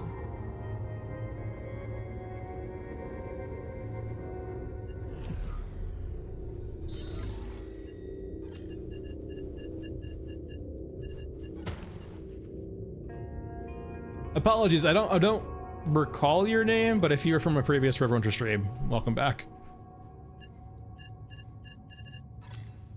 I do not remember all the chatters, unfortunately. My memory is not that great. All right. Let me get some meds. Let's go back and see if we can get our last piece of money for this unlock. We're still very, very, very much short of the water, but that's just a time requirement. It's not RNG like the mechs are.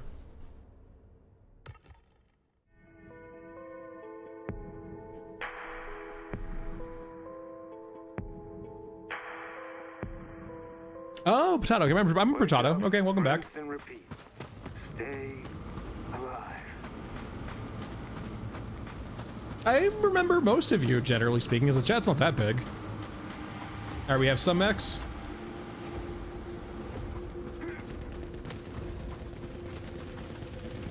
I mean, one mech will do it, actually. Like, if there's only one Europa mech on the field, one mech will usually end up dying to tanks. And focused fire from infantry.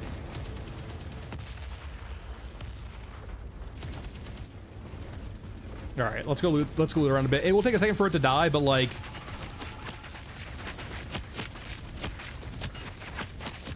Fuck you. It will eventually, one mech will eventually die. No. Finding foam and finding codexes is RNG. When you're not actively being the killer. And right now we're trying to find codexes. The water is the easy part, it's just the tedious part. So the last part is getting the last codex we need to get enough money to buy it. And then it's just a water grind. Trying to carefully extract the good stuff.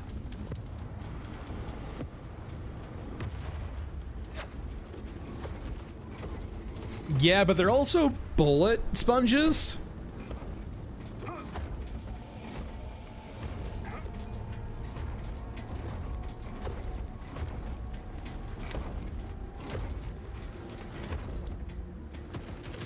Why do you think I'm gonna buy viewers? Hold on, sorry, apologies for the alt tab. I'm gonna ban a guy from Twitch chat because they think I'm gonna buy viewers. It's only ever Twitch too, it's so fucking weird. Are you telling me that like either YouTube doesn't have issues with botting or they actually block people from spamming it?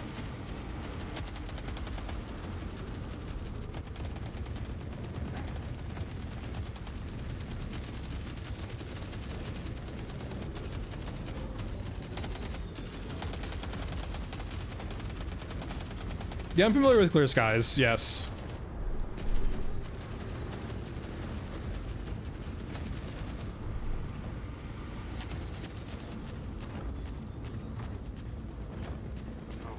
That's fair too, I guess. That makes sense. Twitch is the Twitch people don't give a shit. I mean, it makes sense from like on the Twitch perspective of like, targeting smaller people though, because like they're the ones who might think that, you know, I need to have like a certain amount of viewers for people to see me on the front page.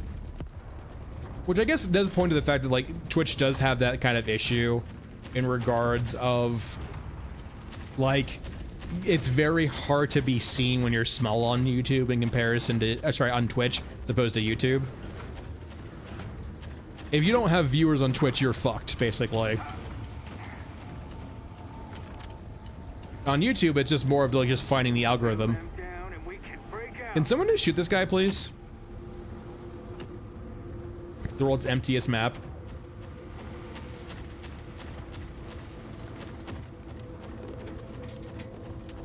Oh yeah, I'm very familiar that we're not even close to like the end of the grind. I am so thoroughly well aware. Wait, I need you to come over here. This is a match made in heaven. God, it's so fucking derpy.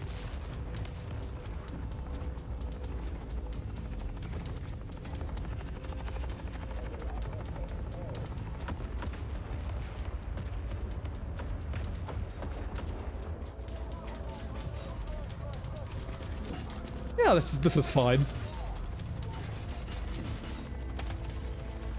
I really shouldn't, but I really want to try.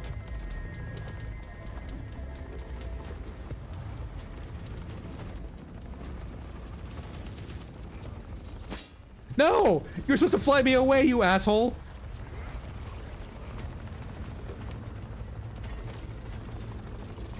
Fucking ground choppers.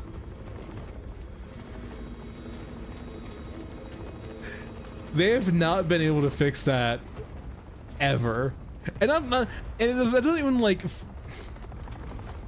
it'd be one thing if the chopper actually flew like a chopper, but for it to be dragged in an editor plane and also do that is just so fucking funny.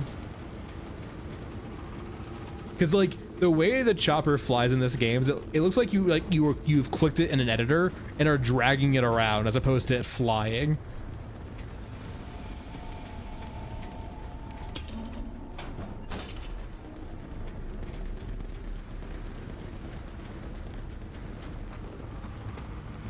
All right, well, I guess it's audible time. Do we have time for audible though? It takes us a while. Like, just leave. I have the wrong rig actually for audibling too. We need the pack mule to actually do the farming with the cyborgs. I'm multi-streaming, yeah. I do Twitch and YouTube because I know people on Twitch. There's Twitch is better for mobile experience, and also, some people just need the Twitch's like they just prefer Twitch basically. And it does, like, I can do both at the same time with not really any degradation, so it's no big deal. Twitch's TOS does technically care about me multi-streaming, but the rules of thumb is basically as long as I'm not saying to Twitch users to come over to YouTube, I'm okay. I should be okay. I think they only give a shit, Twitch does, as if you're, like, trying to get people away from Twitch. Which I'm not doing. I'm basically just saying, like, watch whatever you want to watch on. I do both for that reason. I will say though, unlike Twitch, I don't have to run ads on my YouTube channel, which I don't for I do enable them sometimes after I stream, but when I'm actually live streaming, because YouTube ads are so egregious currently, I don't run ads on YouTube. And audible is like a sports term or a football term. It's basically it's a change in plan, basically, based on a circumstance. So, for example, in American football, right, you'll have an audible play, which essentially means that, like, if you see the other team line up a certain way, you will change what you do. So, like, you know, let's say, for example, we have a play that's, you know, we're like throw to a passer, or we're gonna have, like, you know, 4 guys. Like, it basically just says, based on what we see, it's an if statement. Based on what we see, we're going to change our play or what we do. And so when I'm saying I'm going to call an audible and go do like cyborg farm, or like we have an audible for this map, right? Basically saying is our primary plan is to go farm mech codexes, but if we do not see or have that plan, or we see the lineup basically saying we don't have mechs and we can't farm codexes, we go kill cyborgs. It's an alternative plan, basically. It's a backup plan.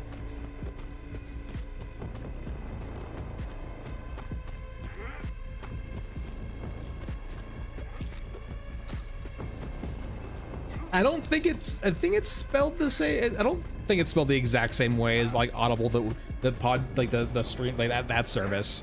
Might be spelled the same way. Never actually had to spell it before.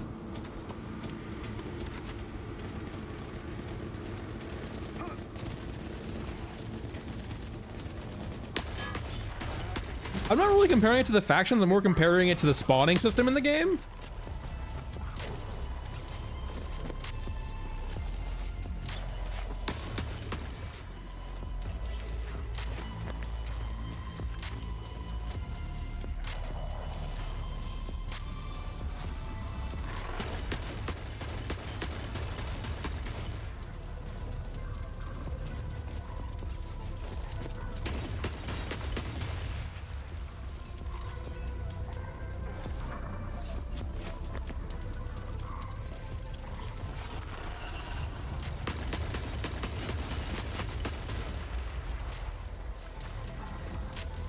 Yeah, but keep in mind, we have plenty of Euros in chat too. Well, at least it might seem later, so maybe not. There are plenty of Europeans in chat who, like, would never know what American football is.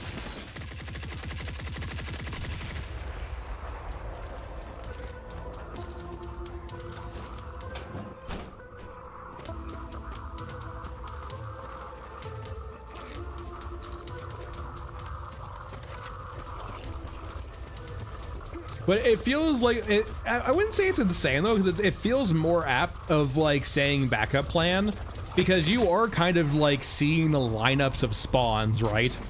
and seeing how they change and then adjusting your plan or your play based on that, which is like the strict definition of an audible, basically.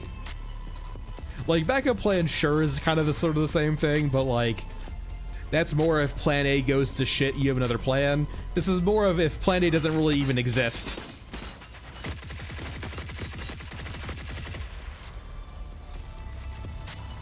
It's sort of like rugby, if rugby was a lot slower. One standing.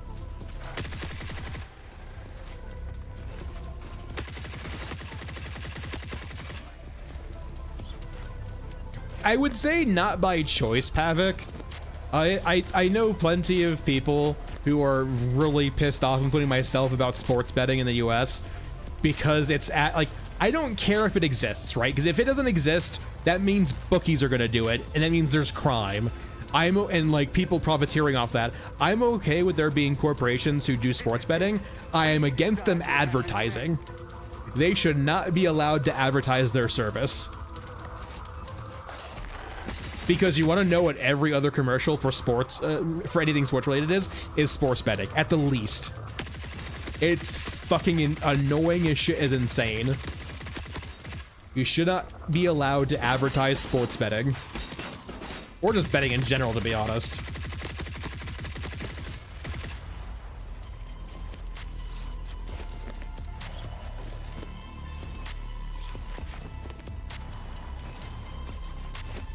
But no, yeah, it's insanely profitable and omnipresent in America currently. It's abhorrent.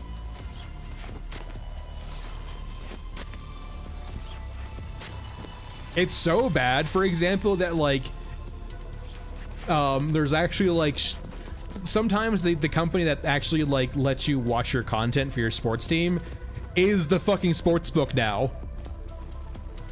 It's so bad. Getting there.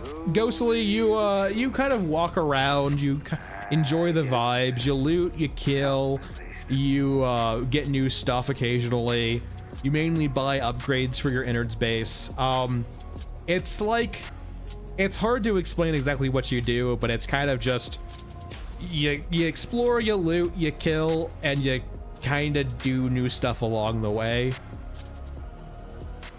I'll let you know, John, I would not be surprised. The amount of money in sports betting is so insane that considering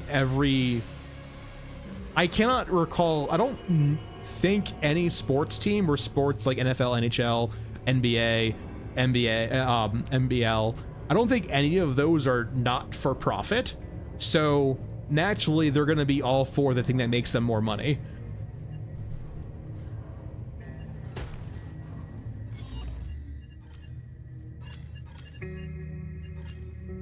So much money in sports betting.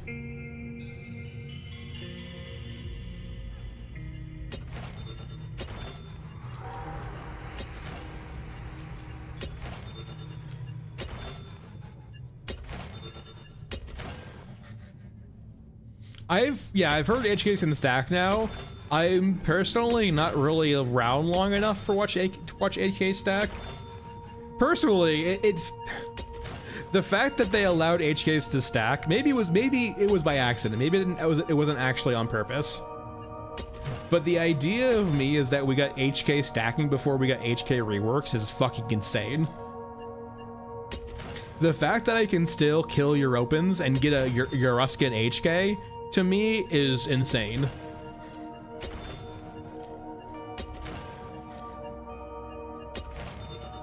Why is this? I just watched a Europa Media mech die. Why is there a grabber coming after me? What is going on?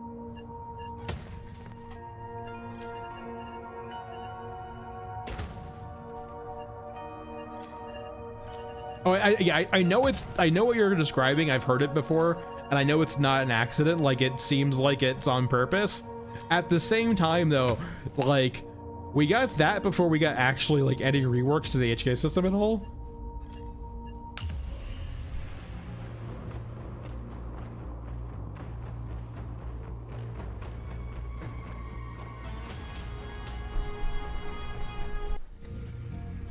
Did I steal their kill or just loot some refuse? Wake up. But like, here's the thing though too, Bao. If the idea of why they can track you, right, is because the item you steal has like a GPS chip on it or a tracking chip on it, why does the other faction have access to that tracking chip?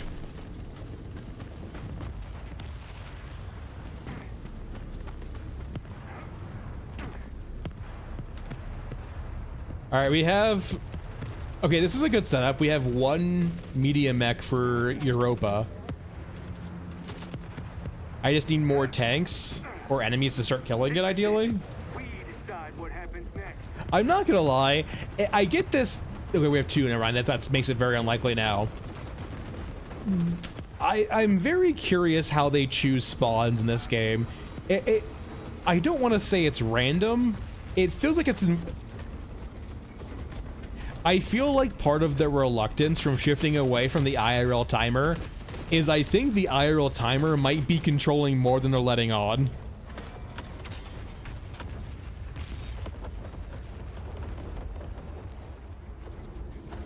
Or at least more that we can personally see being users. Everyone for themselves. Well, the Orgamech is a meme, I will say. Like, yeah, like, the Grabber is really fucking... Like, the Grabber is like a death sentence, right? But the Orgamech is like a meme, right? You can just literally walk away from it and it can't kill you.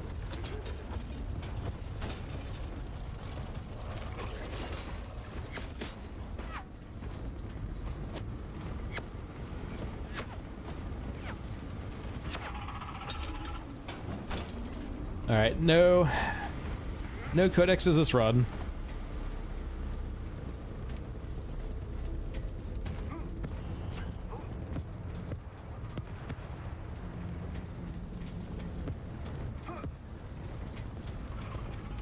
The problem I have too is that, like, between like getting the HK notification and getting HKs is so quick. It's like they were always on standby to murder you. Like you can get HKs and then 10 seconds later you're dead by a Grabber. Are you saying it was that close by without being spawned in the map for it to just suddenly appear and murder me that quickly? Eyes on us. Spread out.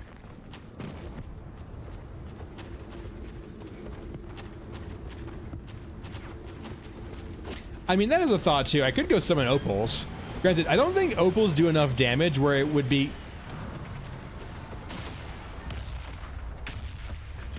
Okay, I don't feel safe.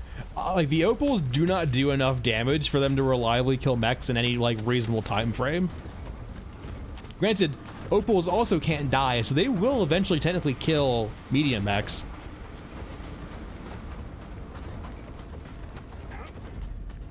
I mean, to you, but in the grand scheme of melting mechs, though, it takes a while. Especially when there's more than one. The issue is when there's more than one mech is because they can't keep their attention on one mech consistently.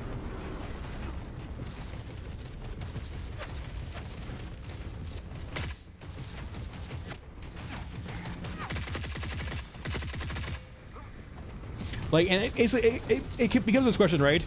I guess you could, like, if it, let's say, for example, it takes 3 Opals, like, 30 minutes to kill 3 mechs. Are you better off just re-rolling the map for the perfect layout, or just waiting for those 30 minutes? I'm not sure what the answer is, to be honest. It might be either or. Right now, it seems like maybe waiting 30 minutes might be the answer because we're getting unlucky. But, like, last stream, for example, right? Like, our last 3 or 4 runs, we got the perfect setup 4 times in a row.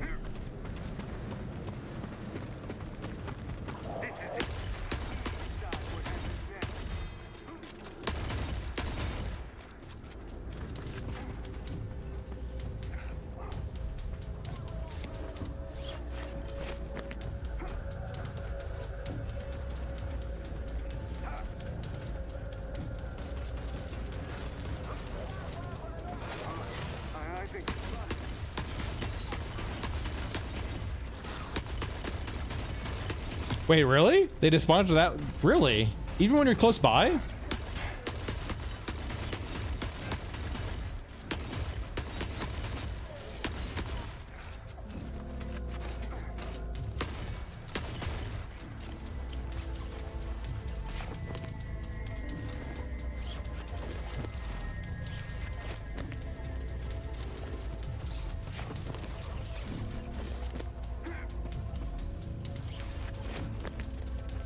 I wonder if like, were they fighting anything else? I wonder if it was like an idle despawn timer, not just like an actual despawn timer. And, like, I'm curious if they were fighting medium mechs, would they despawn in 5 minutes too?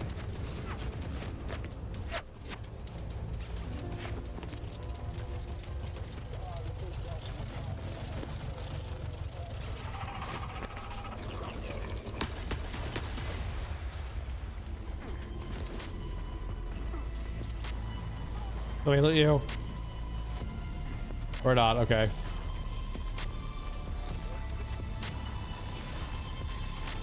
That's unfortunate then.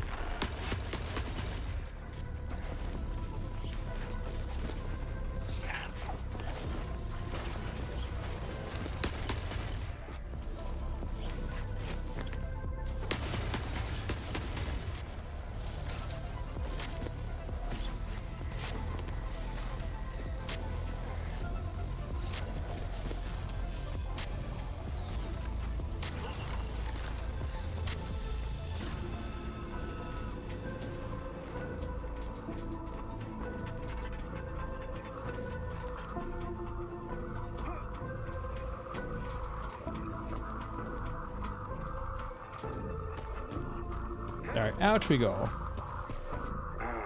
Hard run. But at least we made it.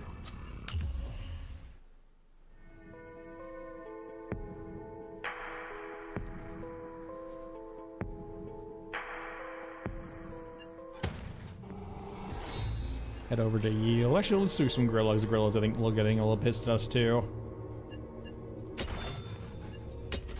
Make amends with Grillo.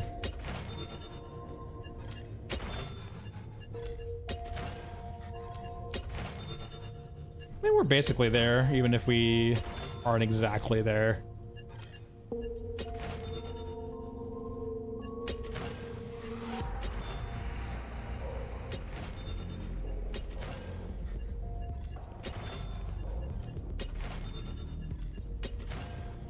Wait, it's 11 million. I mean, no, it's 11 million, not 10 million. We're still a million short. we're still a codex or two away. Plus our other stuff.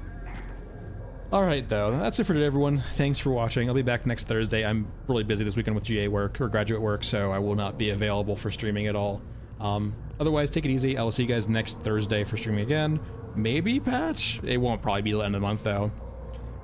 And I will see you guys all later. Take it easy all.